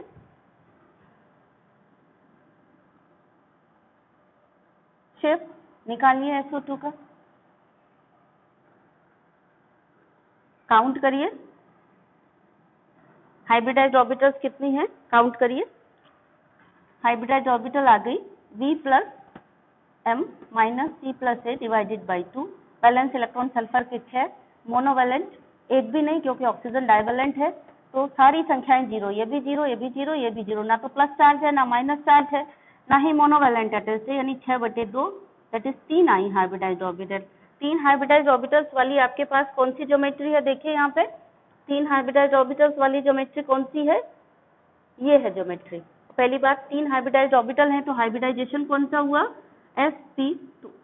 ये तब लिखना है, हाइब्रिडाइजेशन तब लिखना जब पूछा जाए, क्यों अभी हम आपको और बताएंगे क्या क्यों नहीं लिखना है, जब हाइब्रिडाइजेशन पूछा जाए उसी समय लिखना है, अगर नहीं पूछा गया तो नहीं लिखना है। ठीक, तो हाइब्रिडाइजेशन निकाल लिया आपने sp2। अब sp2 वाली जो ज्योमेट्री है वो क्या है, ट्राइगोनल प्लेनर। अब बॉन्ड कितने बनने हैं, ये तो हो गया तुम्हारा सेंट्रल एटम क्या है, सल्फर, तो सल्फर बना दिया।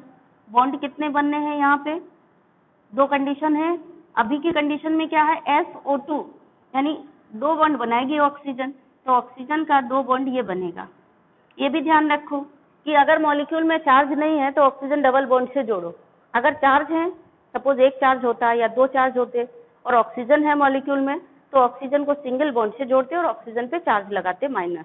अगर मॉलिक्यूल पे जैसे यहाँ इस कंडीशन में कोई चार्ज नहीं है तो आप ऑक्सीजन कैसे जोड़ेंगे, इसको डबल बॉन्ड से जोड़ेंगे और कोई चार्ज नहीं लगाएंगे, ठीक है ना। तो ये हो गया। तो SO2 का शेप कैसा हो गया,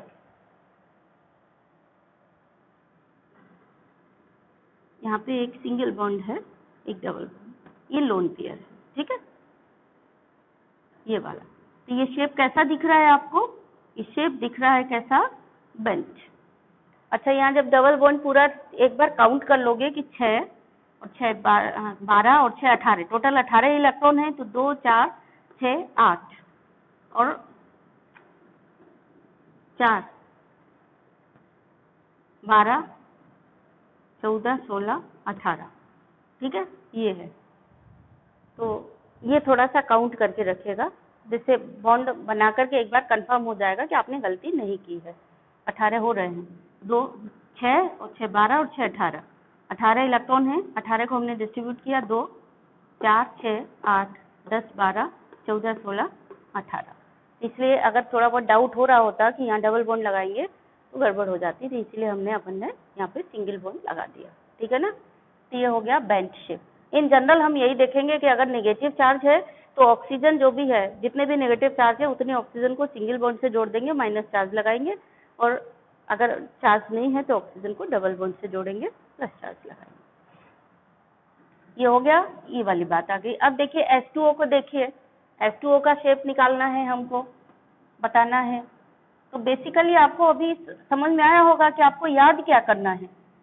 अच्छा, ये SO2 के केस में क्या हुआ, ज्योमेट्री ट्राइगोनल प्लेनर हुई, लेकिन शेप क्या हुई, बेंट हुई। दोनों क्लियर कट आपको पता होने चाहिए।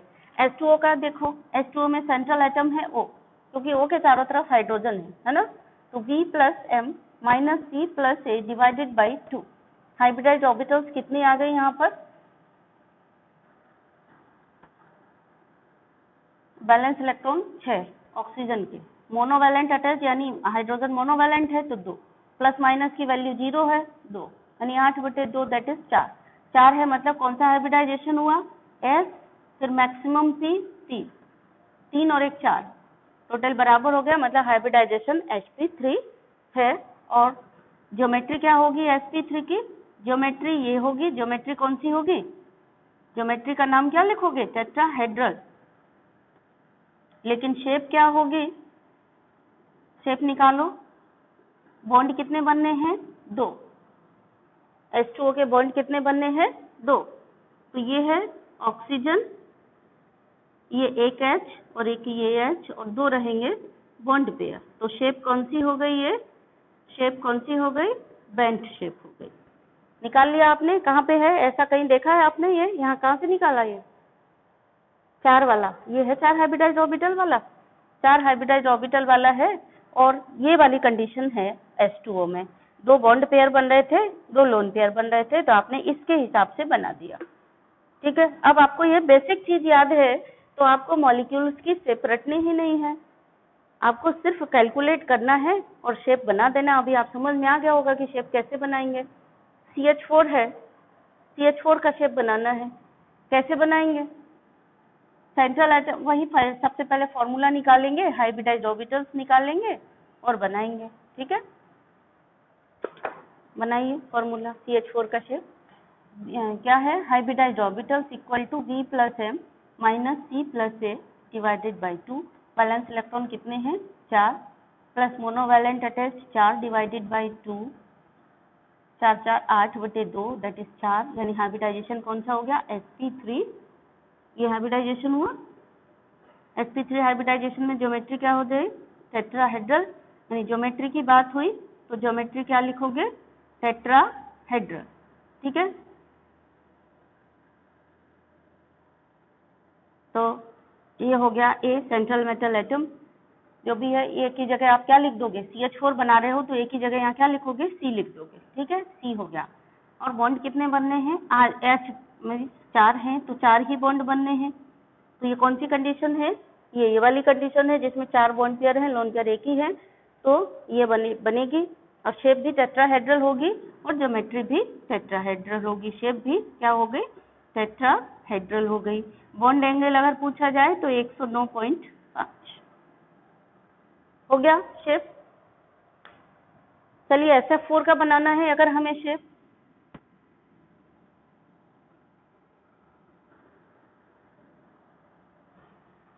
SF4 का शेप बनाना है तो फिर हमारे पास फॉर्मूला क्या है, hybridized orbital equal to B plus M minus C plus A divided by 2। Valence electron sulphur के 6, मोनोवैलेंट अटैच्ड, फ्लोरीन मोनोवैलेंट है मतलब 4, तो माइनस C, ये सब जीरो है, कोई चार्ज है नहीं, ना प्लस है ना माइनस है, मतलब वो सब जीरो है, डिवाइडेड बाई 2, 6 4 10 बटे 2, कितना आया 5, यानी कौन सा हाइब्रिडाइजेशन हुआ, sp3, 3 और एक 4, एक बाकी बचा, sp3d हाइब्रिडाइजेशन हुआ। sp3d हाइब्रिडाइजेशन हुआ तो ज्योमेट्री क्या होगी, 5 ऑर्बिटल की ज्योमेट्री क्या होगी, 5 ऑर्बिटल वाली ज्योमेट्री याद, आपको क्या याद करना, बस ज्योमेट्री तो याद करनी है, 1 2 3 4 5 6 ज्योमेट्री एक साथ हाइब्रिडाइज, मतलब 7 ज्योमेट्री बस याद करनी है।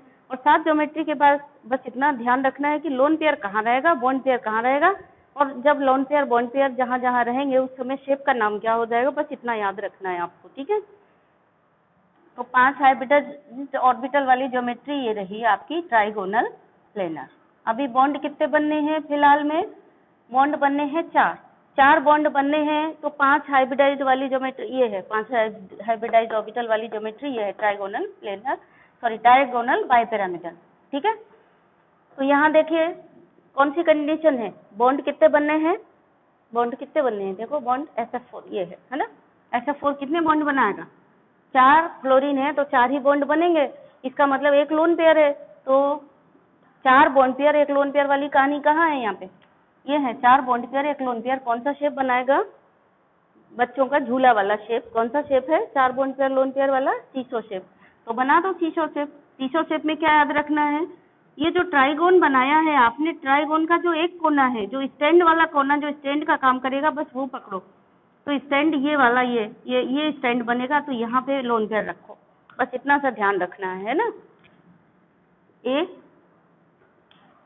और ये लोन पेयर हो गया इधर कोने पर, ये लोन पेयर, और यहाँ हो गया ये B B B and shape का नाम क्या हो गया, सीसो शेप, शेप हो गया सीसो, लेकिन ज्योमेट्री क्या रहेगी बच्चों, ज्योमेट्री रहेगी ट्राइगोनल बाइपिरामिडल, ठीक है। तो ज्योमेट्री और शेप में आप अंतर समझ गए होंगे। देन अब क्या डिस्कस करना है, PCl5 को, तो PCl5 को कर लीजिए। अब ऐसा ना निकाल के सीधे निकाल सकते हैं, फास्फोरस के बैलेंस इलेक्ट्रॉन 15 ग्रुप का है फास्फोरस, तो बैलेंस इलेक्ट्रॉन हो गए 5, क्लोरीन कितने अटैच हैं 5, तो टोटल क्या हो गया 10, 5 और 5 10, ऐसे निकालते हैं, जैसे हम कैसे निकालेंगे, हम थोड़ी ऐसे लिखेंगे, ऐसे निकाल लेंगे, 5 और 5 10 डिवाइडेड बाई 2, यानी 5 आया, यानी sp3d हाइब्रिडाइजेशन सब कुछ ओरल निकाल लिया, sp3d यानी ज्योमेट्री क्या होगी ट्राइगोनल बाइपिरामिडल, और 5 ही बॉन्ड बनने हैं, यानी शेप भी वही होगी और वही होगा कि ज्योमेट्री भी वही होगी, यानी sp3d ये ज्योमेट्री है और 5 बॉन्ड बनने हैं, यही ज्योमेट्री यही शेप हो गया, ठीक है ना। SF6 का देखिए, SF6 का निकालना है आपको, बैलेंस इलेक्ट्रॉन सल्फर किस ग्रुप का है, 16 ग्रुप का, बैलेंस इलेक्ट्रॉन 6 और फ्लोरीन 6 अटैच हैं, 6 6 12 बटे 2, क्योंकि प्लस माइनस चार्ज नहीं है, नहीं कौन सा आया 6 आया, हाइब्रिडाइज्ड ऑर्बिटल निकली 6 निकली, तो मतलब हाइब्रिडाइजेशन कौन सा हुआ, sp3d2 हाइब्रिडाइजेशन, sp3d2 यहाँ कहाँ लिखा है, ये sp3d2, और ऑर्बिटल कितनी बननी है, 6 की 6 बननी है, 6 की 6 बननी है, तो बॉन्ड पेयर 6 वाली, यानी ये शेप बनेगी, यानी ज्योमेट्री भी यही रहेगी और शेप भी यही रहेगी, सिर्फ आपको करना क्या है, ए की जगह एस लिख देना है और बी की जगह एफ लिख देना है, बन गया। ऐसे ही मत लिखाना, SF6 पूछा गया है तो ए की जगह एस लिख दो, बी की जगह एफ लिख दो, बन गया। तो ऐसे कैलकुलेट करके सिंपल हो गया आपके लिए, ये रटना नहीं है, नहीं तो दिमाग पे प्रेशर डालते रहो और कभी याद नहीं होगा। अब इसकी लास्ट कंडीशन, जिसमें 7 बैलेंस 7 हाइब्रिडाइज्ड ऑर्बिटल अगर निकले, तब हम कैसे करेंगे, तो ये सब तो आप समझ गए। तो चलिए 7 हाइब्रिडाइज्ड ऑर्बिटल्स अगर निकलती हैं तो हम क्या करेंगे, इसको हम यहाँ डिस्कस करते हैं, ठीक है।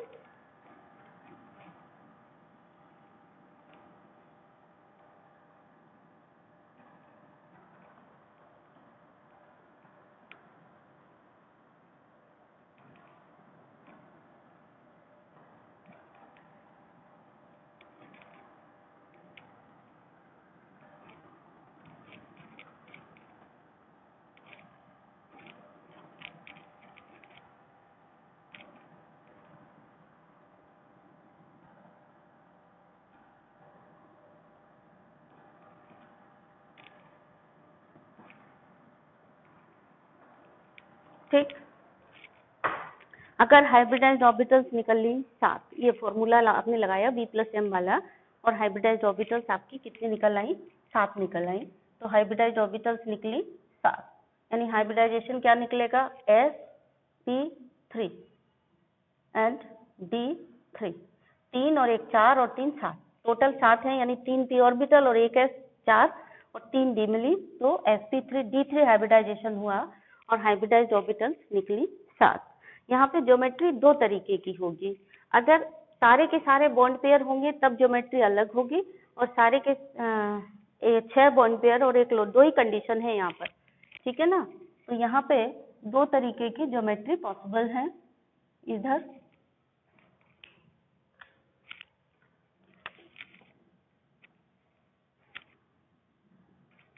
अगर पूरे के पूरे 6 बॉन्ड पेयर बन रहे हैं तो ज्योमेट्री क्या होगी, 7 है ना, 7, 1 2 3 4 5, और 1 बॉन्ड ये, 1 बॉन्ड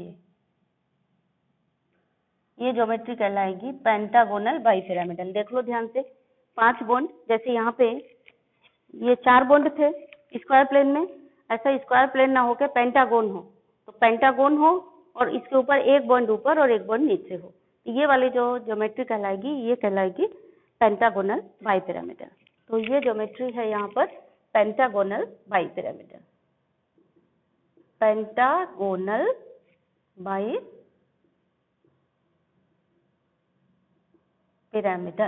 ये ज्योमेट्री हो गई।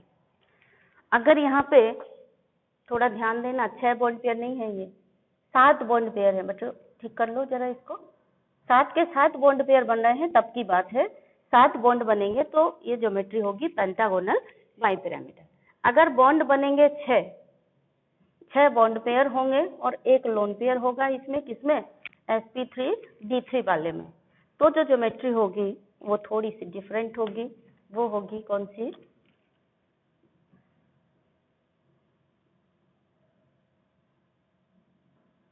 ये वाली। ये एक्चुअली ऑक्टाहेड्रल है, लेकिन ऑक्टाहेड्रल के बीच में 1 लोन पेयर और घुस गया, ये वाला, ठीक है, ऐसे। तो इसने क्या किया, इस शेप को बिगाड़ दिया, इस शेप को बिगाड़ दिया, तो शेप का नाम क्या हो गया, शेप ऑक्टाहेड्रल नाम तो इसका पहले से था, पता है आपको। ऑक्टाहेड्रल को बिगाड़ दिया तो इसके आगे एक शब्द और जुड़ जाएगा, डिस्टॉर्टेड। ये शेप क्या है या ज्योमेट्री क्या है, वही शेप होगी वही ज्योमेट्री होगी यहाँ भी। और यहाँ पे एक एग्जांपल है, बस इसका देखिए, नंबर ऑफ बॉन्ड पेयर कितने हैं, यहाँ पे बॉन्ड पेयर 7 है, यहाँ पे बॉन्ड पेयर 7 और लोन पेयर 1, यहाँ पे अब आपको निकालना है, ठीक है। मैं एग्जाम्पल बिल्कुल नहीं बता रही हूँ कि इसका एग्जाम्पल क्या होगा, आपको छांट के अब क्या करना है, ये सब लिखना है, एक और कॉलम बना लेना लास्ट में, जहाँ पे सबके एग्जाम्पल लिखना। मैं सारा सब कुछ इकट्ठा लिख रही हूँ, आपको सब कैलकुलेट कर करके इनके आगे हर एक के एग्जाम्पल लिखने हैं। मैंने जानबूझ के इनके एग्जाम्पल आपको नहीं बताए हैं। अब आपको क्या करना है, टेबल को कंप्लीट कर लेना है, जैसे आपकी बुक में दी गई है। सारे एग्जाम्पल मैं जितने अभी लिख रही हूँ आपके लिए, ये आप सॉल्व करेंगे, हाइब्रिडाइज्ड ऑर्बिटल्स की वैल्यू निकालेंगे और फिर इसको लिखेंगे। अब नट सेल में हम आपको ये बता दें कि बेस्पर थ्योरी पहले आई थी, हाइब्रिडाइजेशन का कंसेप्ट बाद में आया है, और हमने ये जो शेप आपको निकाल के बता दी, इसमें थोड़ा सा हाइब्रिडाइजेशन लगा दिया, यानी जो रफ वर्क आपने किया है वो हाइब्रिडाइजेशन कंसेप्ट से किया है, और पूछी गई आपसे बेस्पर थ्योरी। तो एग्जामिनर ये देखने थोड़ी आ रहा है कि आपने दिमाग में क्या सोचा है, यानी आपने रफ वर्क क्या किया है। एग्जामिनर को तो आंसर चाहिए, तो आपका आंसर बेस्पर थ्योरी वाला ये निकल आया। एक्चुअली जो आपने नंबर ऑफ हाइब्रिडाइज्ड ऑर्बिटल्स यहाँ पे काउंट किए थे, वेस्पर थ्योरी में इसको कहते हैं, कहीं जेड या कोई एच कहता है, कोई जेड कहता है, कोई कुछ कहता है, इसका मतलब होता है total number of lone pair and bond pair of electron. वही चीज आप देख रहे थे, जो हाइब्रिडाइज्ड ऑर्बिटल्स करके जो आपने कॉलम बनाया था, इस कॉलम में आप इस कॉलम का नाम ये भी दे सकते थे, ऐसा ना दे करके ये दे सकते थे total number of LP and BP. तो बाद में आपने दिया तो कोई बात नहीं, अगर हम पहले से आपको एलपी बीपी में यहाँ उलझाते तो आप थोड़ा सा कंफ्यूज हो जाते, ठीक है। तो हमने यहाँ पे जो हाइब्रिडाइजेशन का कॉन्सेप्ट तो था नहीं कि हाइब्रिडाइज्ड ऑर्बिटल्स निकाल लो और ये देख लो, वहां था क्या कॉन्सेप्ट कि लोन पेयर और बॉन्ड पेयर आपस में एक दूसरे को रिपेल करते हैं और उनके कारण शेप होता है। तो बात वही है जो हाइब्रिडाइज्ड ऑर्बिटल्स कहते हैं कि हाइब्रिडाइजेशन में कही जाती है कि हाइब्रिडाइज्ड ऑर्बिटल्स एक दूसरे से मैक्सिमम डिस्टेंस पे रहती हैं तो शेप बनता है। बात वही है, वहां पे सिर्फ इतना अंतर है कि बैलेंस बॉन्ड थ्योरी में आपने जहाँ पे हाइब्रिडाइजेशन निकाला था, means total number of hybridised orbital निकाली थी, वो कॉलम जब आप वेस्पर थ्योरी लिख रहे हो तो वहां पे हाइब्रिडाइज्ड ऑर्बिटल ना लिख करके, ये सॉरी यहाँ पे हमने लिख दिया, ये जो कॉलम है हाइब्रिडाइज्ड ऑर्बिटल कॉलम ना लिख करके इस कॉलम का नाम आप लिख देते total number of lone pair and bond pair. बस इतनी सी बात है। तो ये total number of lone pair कितने हैं, बॉन्ड पेयर कितने हैं, ये बैलेंस शेल की कमी थी, मतलब बैलेंस बॉन्ड ये जो वेस्पर थ्योरी है, वेस्पर थ्योरी की यही कमी थी कि उसमें यही पता नहीं चलता था कि लोन पेयर कितने हैं, बॉन्ड पेयर कितने हैं, ये एक्सपेरिमेंटली डिटरमिन्ड होता था। तो यहाँ पर आपने कोई एक्सपेरिमेंट नहीं किया, आपने हाइब्रिडाइजेशन का फॉर्मूला लगाया और लोन पेयर और बॉन्ड पेयर की संख्या निकाल दी, तो आपको वेस्पर थ्योरी वाला जो शेप है वो रटना नहीं पड़ा और आपका आंसर भी निकल आया, ठीक है। इसीलिए तो बैलेंस बॉन्ड थ्योरी को हाइब्रिडाइजेशन की थ्योरी ने रिप्लेस किया। तो अभी आपको ये भी क्लियर होना चाहिए, नहीं तो ये दोनों चीजें इंटरमिक्स हो जाएंगी और आप अगली क्लासेस में जाएंगे, बड़ी क्लासेस में जाएंगे, आपका कंसेप्ट क्लियर नहीं होगा। तो आपका कंसेप्ट एकदम क्लियर होना चाहिए कि वेस्पर थ्योरी पहले आई, हाइब्रिडाइजेशन की थ्योरी बाद में आई। आपने जो ये सारी टेबल डेवलप की है, हाइब्रिडाइजेशन को यूज करके डेवलप कर ली, और तो आपके दिमाग में जोर नहीं पड़ा, नहीं तो आप सारी चीजों को रटते बैठ करके कि इसका ये शेप है, इतने बॉन्ड पेयर यहाँ रहेंगे, इतने लोन पेयर यहाँ रहेंगे, तो ये ऐसा होगा। अब आपको रटने की जरूरत नहीं पड़ी, ठीक है ना। बात वही है, जहाँ पे आपने हाइब्रिडाइज्ड ऑर्बिटल्स निकाली थी वो क्या है, वो total number of, valence bond theory की बात करें तो बैलेंस बॉन्ड थ्योरी में हम उसको कहते हैं total number of lone pair and bond pair. यही तो बैलेंस बॉन्ड थ्योरी कहती थी कि रिपल्सन जो लोन पेयर और बॉन्ड पेयर का होता है उस पर किसी भी मॉलिक्यूल का शेप डिसाइड करता है, और लोन पेयर और बॉन्ड पेयर एक दूसरे से मैक्सिमम डिस्टेंस पर रहना चाहते हैं। तो यहाँ पे वही चीज है, बस आपने क्या किया है, इसको याद करने में थोड़ा सा यूज कर लिया है हाइब्रिडाइजेशन का। तो आप इसको यूज कर सकते हैं, सब कुछ कर सकते हैं, कैलकुलेट कर सकते हैं, आंसर भी लिख सकते हैं। जब आपसे पूछा जाए हाइब्रिडाइजेशन के आधार पर शेप बनाइए किसी भी मॉलिक्यूल का, तो वो जो आपने बक्से बक्से वाला शेप बनाया है, मतलब बैलेंस शेल का इलेक्ट्रॉनिक कॉन्फ़िगरेशन लिखकर, तब वहां से वो वाला बनाओगे, पहले डायग्राम फिर शेप डिस्कस करोगे।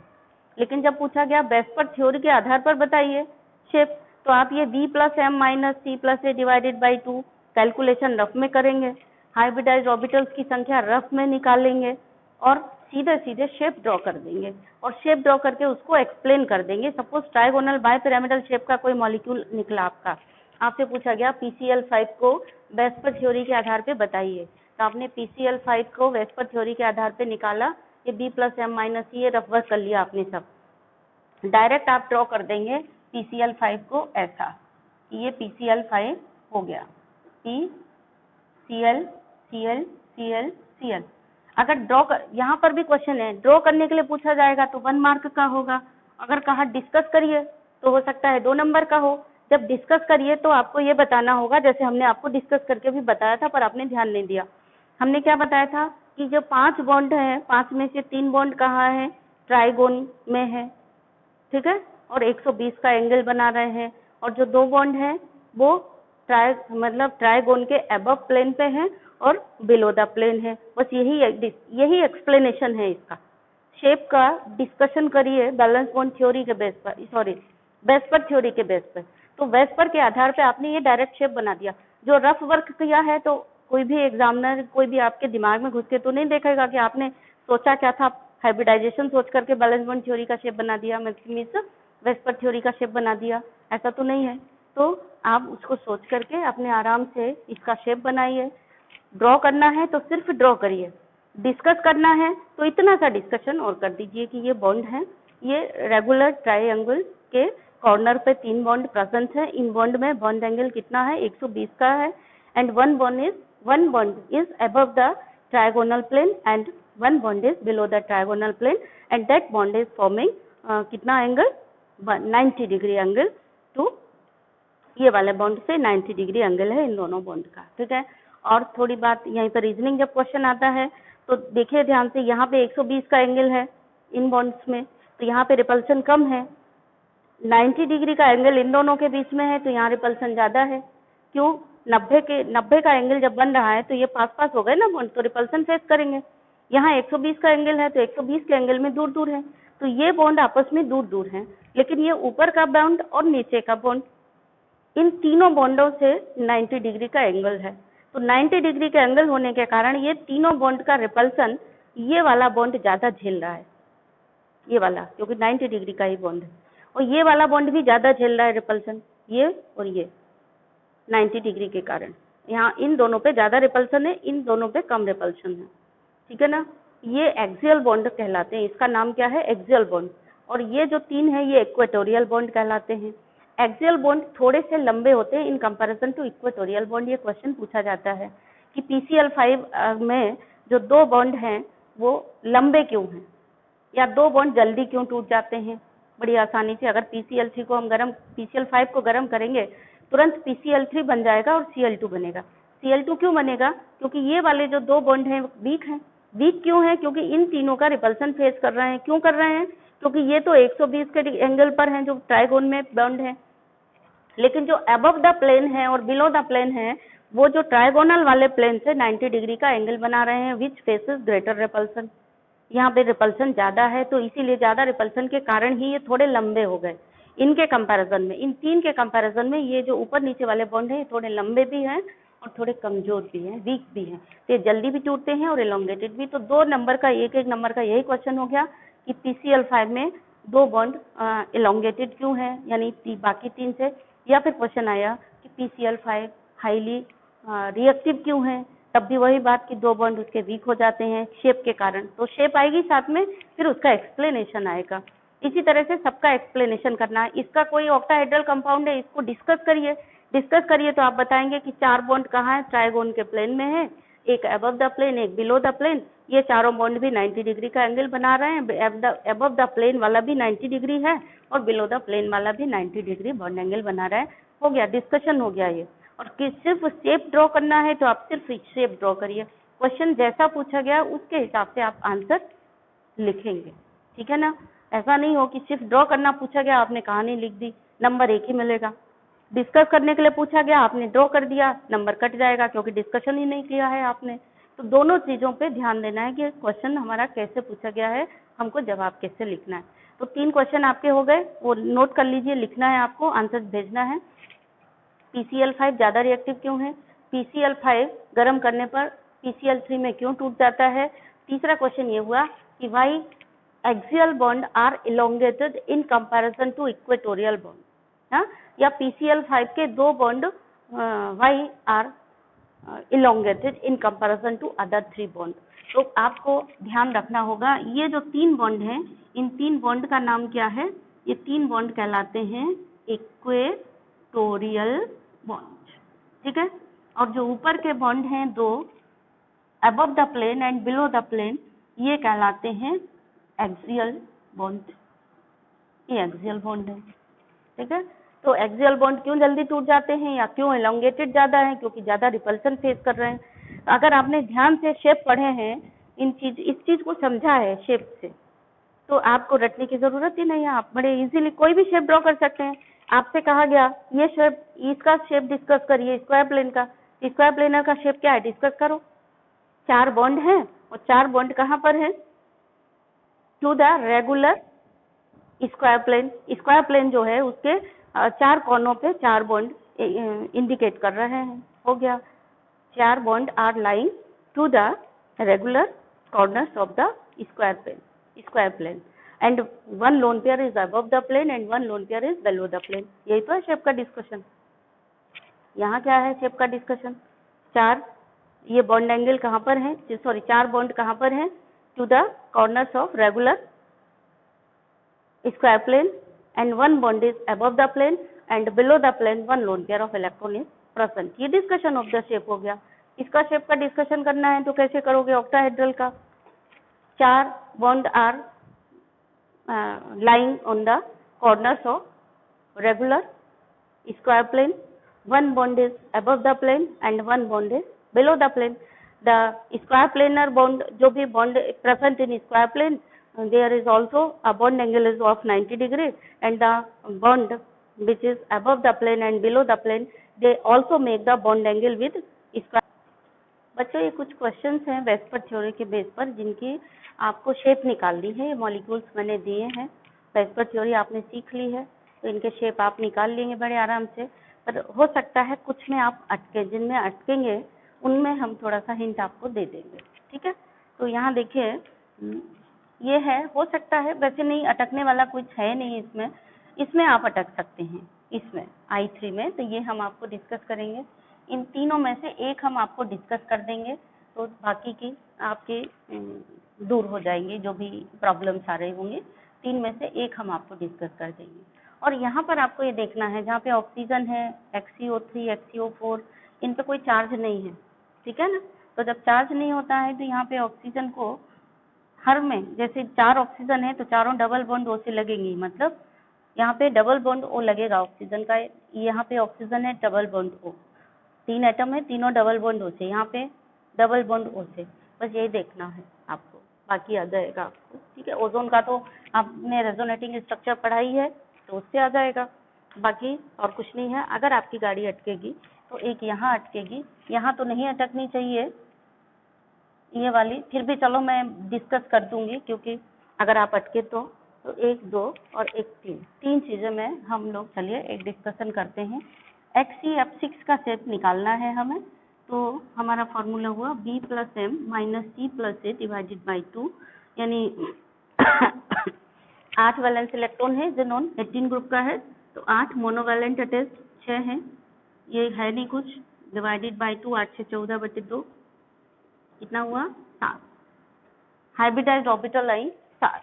बैलेंस कितने मींस बॉन्ड कितने बनने हैं यहाँ पर, ये कौन सी कंडीशन, सबसे लास्ट वाली जो हमने आपको डिस्कस की थी कि हाइब्रिडाइज्ड ऑर्बिटल्स की संख्या 7 निकली है, या आप कहो इसको बैलेंस बॉन्ड थ्योरी की भाषा में, अब तो आप वो भी सीख गए हो तो सॉरी वेस्पर थ्योरी वो भी जानते हो. वेस्पर थ्योरी की भाषा में कहो तो total number of bond pair of lone pair of electron कितना निकला है आपका 7 निकला है. अब 7 में से बॉन्ड कितने बनने हैं, बॉन्ड 6 ही बनने हैं, तो एक लोन पेयर है, तो ये वो वाली इसमें 2 ही कंडीशन है, 6 बॉन्ड पेयर और 1 लोन पेयर है. एक कंडीशन कौन सी वाली है, एक ये वाली है टेट्राहेड्रल सॉरी ऑक्टाहेड्रल, और ऑक्टाहेड्रल में एक बॉन्ड और घुस करके उसकी शेप बिगाड़ रहा है F, ये xenon F F F F and F, और एक लोन पेयर उसका शेप खराब कर रहा है, तो ऑक्टाहेड्रल हो गया. और ये लग गया ये, तो कौन सा शेप हो गया, डिस्टॉर्टेड ऑक्टाहेड्रल. यहाँ पे जो ज्योमेट्री है डिस्टॉर्टेड ऑक्टाहेड्रल ज्योमेट्री भी है, डिस्टॉर्टेड ऑक्टाहेड्रल शेप भी है, दोनों सेम है. ठीक है, ये आप निकाल लेंगे. ठीक है, इसकी बात करते हैं I3 माइनस में क्या हो रहा है, हमें पता नहीं चल रहा है सेंट्रल एटम कहाँ पर है, कैसे निकालें, बस यहीं गड़बड़ कर लेते. तो I3 माइनस है, सेंट्रल एटम पता नहीं चल रहा है, तो हम इसको ऐसा करें I2 माइनस लिख लेते हैं. अब पता चल रहा है कि एक I सेंट्रल मेटल यानी सेंट्रल एटम का काम करेगा और 2 I उसको सराउंडिंग किए हुए हैं. ठीक है, तो एक I जब सेंट्रल एटम का काम करेगा तो चलिए V + M - C + A divided by 2 करें, बैलेंस इलेक्ट्रॉन इस I के साथ, बाजू में 2 मोनोवैलेंट अटैच हैं 2, और इस पे एक चार्ज आया. ठीक है, तो हम कहाँ लिखेंगे +A, एनायन है, एनायन का चार्ज जोड़ देंगे, कैटायन का चार्ज घटा देंगे. अगर भूल जाओ तो ध्यान रखना नेगेटिव चार्ज है, मतलब इलेक्ट्रॉन आया होगा, आया है तो उसे जोड़ना है, पॉजिटिव चार्ज है, इलेक्ट्रॉन गया होगा तो उसको घटाना है। भूल जाते हैं, कभी मैं भी भूल जाती हूँ कि -C है कि +C है, ये भूल जाते हैं। तो अगर प्लस चार्ज है तो उतना चार्ज, जितना चार्ज है उतना घटा दो, माइनस चार्ज है तो जितना चार्ज है उतना जोड़ दो। तो जोड़ दिया हमने, -1 और जोड़ दिया, बटे 2, 7 2 9 और 1 10 बटे 2, दैट इज 5, 10/2 5 आया। 5 आया मतलब कौन सा हाइब्रिडाइजेशन हो गया इसमें हाइब्रिडाइजेशन हो गया sp3d, 3 और 1 4 और 1 5, ऐसे हाइब्रिडाइजेशन निकाली। यहाँ कौन सा हाइब्रिडाइजेशन था, 7 हाइब्रिडाइज ऑर्बिटल आई थी, तो हाइब्रिडाइजेशन कौन सा था, sp3, 3 और 1 4, 3 और बचा तो d3, ऐसे हाइब्रिडाइजेशन निकालते हैं। तो I2 का अब शेप बनाने की बारी आती है। तो बॉन्ड कितने बनने, अब यहाँ पे ये देखो हाइब्रिडाइज ऑर्बिटल्स तो निकले हैं 5, लेकिन बॉन्ड कितने बनने हैं, 2 ही बनने हैं, 2 ही बॉन्ड बनेंगे ना, 2 I2 है तो 2 बॉन्ड बनने हैं, यानी 3 लोन पेयर हैं। अब आपको वही चीज ध्यान होनी चाहिए कि sp3d हाइब्रिडाइजेशन यानी ज्योमेट्री क्या रहेगी, इसकी ज्योमेट्री तो ये रहेगी, ये इसमें 2 बॉन्ड बनने हैं, 3 लोन पेयर। अब आपको इसमें पता होना चाहिए कि जब 2 बॉन्ड बनने हैं, 3 लोन पेयर हैं, तो वो कहाँ रहेंगे। तो 2 बॉन्ड कहाँ रहेंगे, 2 बॉन्ड यहाँ रहेंगे, I माइनस और एक ये I माइनस, ये 2 बॉन्ड रहेंगे। और I2 2 माइनस है तो यहाँ पे I माइनस एक पे ना लगा के ऐसे ब्रैकेट में बंद करके लगाएंगे। जहाँ पे आपको समझ में ना आए कि चार्ज कहाँ लगाए, वहाँ ब्रैकेट में बंद कर दो पूरे को और ऐसे कर दो। अब देखिए इसको क्या है, बॉन्ड पेयर बना दीजिए 3, एक बॉन्ड पेयर ये, एक बॉन्ड पेयर ये और एक बॉन्ड पेयर बन गया। ठीक है, कभी कभी परीक्षा में क्वेश्चन आता है कि I3 माइनस पे कितने लोन पेयर हैं, तो हम लोग क्या ध्यान देते हैं, सिर्फ ये 3 लोन पेयर देख करके ध्यान दे देते हैं। मतलब ये मेंस का क्वेश्चन है, मेंस का क्वेश्चन आता है I3 माइनस में कितने लोन पेयर हैं, तो बच्चे क्या करते हैं, ये 3 लोन पेयर को देखा और बताते हैं, क्योंकि यही चीज दिमाग में रहती है, वेस्पर थ्योरी वाली I2 माइनस स्पेशल केस था और हमने ऐसे याद किया था, तो ये भूल जाते हैं। आप लोन पेयर जब यहाँ पे काउंट करेंगे तो देखिए यहाँ पर ध्यान से, लोन पेयर इस I पर भी है, इस I पर भी है ये 3 लोन पेयर, तो टोटल कितने लोन पेयर हुए, 3 3 6 3 9 लोन पेयर हुए। बहुत अच्छा मेंस का क्वेश्चन है ये, तो ध्यान रखिए। लोन पेयर केवल यहाँ पे आंख बंद कर करके ये नहीं देख लेना है कि बीच में वही 3 लोन पेयर है, यही, और पूछा भी इसलिए जाता है एग्जाम में कि बच्चे 12th में पढ़ करके आए होंगे और उन्होंने बस इसी पे फोकस किया होगा, इधर इधर ध्यान ही नहीं गया होगा कि यहाँ भी लोन पेयर ऑफ इलेक्ट्रॉन है। लेविस स्ट्रक्चर लिखोगे तो यहाँ आएंगे इसके लोन पेयर की, नहीं आएंगे। देखो 7 7 दूनी 14, 7 यहाँ 21 और 22 इलेक्ट्रॉन है वहाँ पे।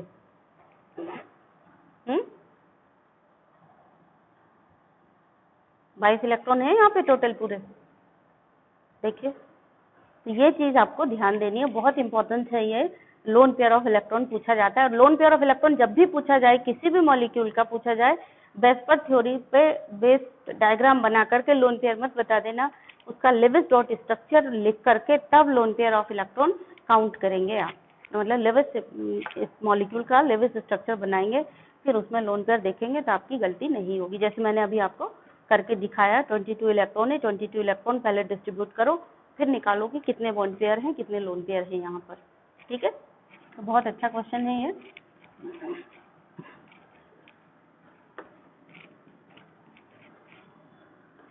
देन यहाँ पर देखिए इसमें से कोई एक, चलिए हम ले लेते हैं सल्फेट को, SO4 2 माइनस, तो V plus M minus C plus A divided by 2, balance हमारा है ये, मीन्स सेंट्रल एटम है सल्फर। सल्फर में बैलेंस इलेक्ट्रॉन कितने होते हैं, 6। मोनोवैलेंट कितने अटैच हैं, एक भी नहीं है। बच्चे यहाँ 4 लिख के कैलकुलेट कर लेते हैं, फिर कहते हैं हमारा आंसर नहीं आया। ज्यादातर बच्चे गलती करते हैं, जहाँ मोनोवैलेंट नहीं है वहाँ पे डाइवैलेंट अगर है तो डाइवैलेंट को ही लिख लेंगे। फॉर्मूला आपने सीखा क्या है, मोनोवैलेंट, तो मोनोवैलेंट पे ध्यान दो, ये तो ऑक्सीजन की 2 वैलेंसी है, तो ये काउंट फॉर्मूला लिखने से पहले काउंट करना, ये जानना कि मोनोवैलेंट ही हमें लिखना है, ये चीज दिमाग में रखनी है। ठीक है, तो ये गलती एक तो करोगे, नहीं तो फिर समझ में नहीं आएगा, यहाँ पे 2 2 चार्ज भी हैं, चार्ज वाला भी आपने एक भी किया नहीं है, तो इसलिए बता रहा है। तो मोनोवैलेंट की जगह कुछ नहीं है, यानी ये 0 हो गया। एनायन का चार्ज है और ये C0 है, तो एनायन का चार्ज मतलब 2 माइनस आया है, तो इसमें 2 माइनस ऐसे कर लेंगे बटे 2। 2 माइनस चार्ज है मतलब 2 आया है, तो 2 ऐसे ही जोड़ लो।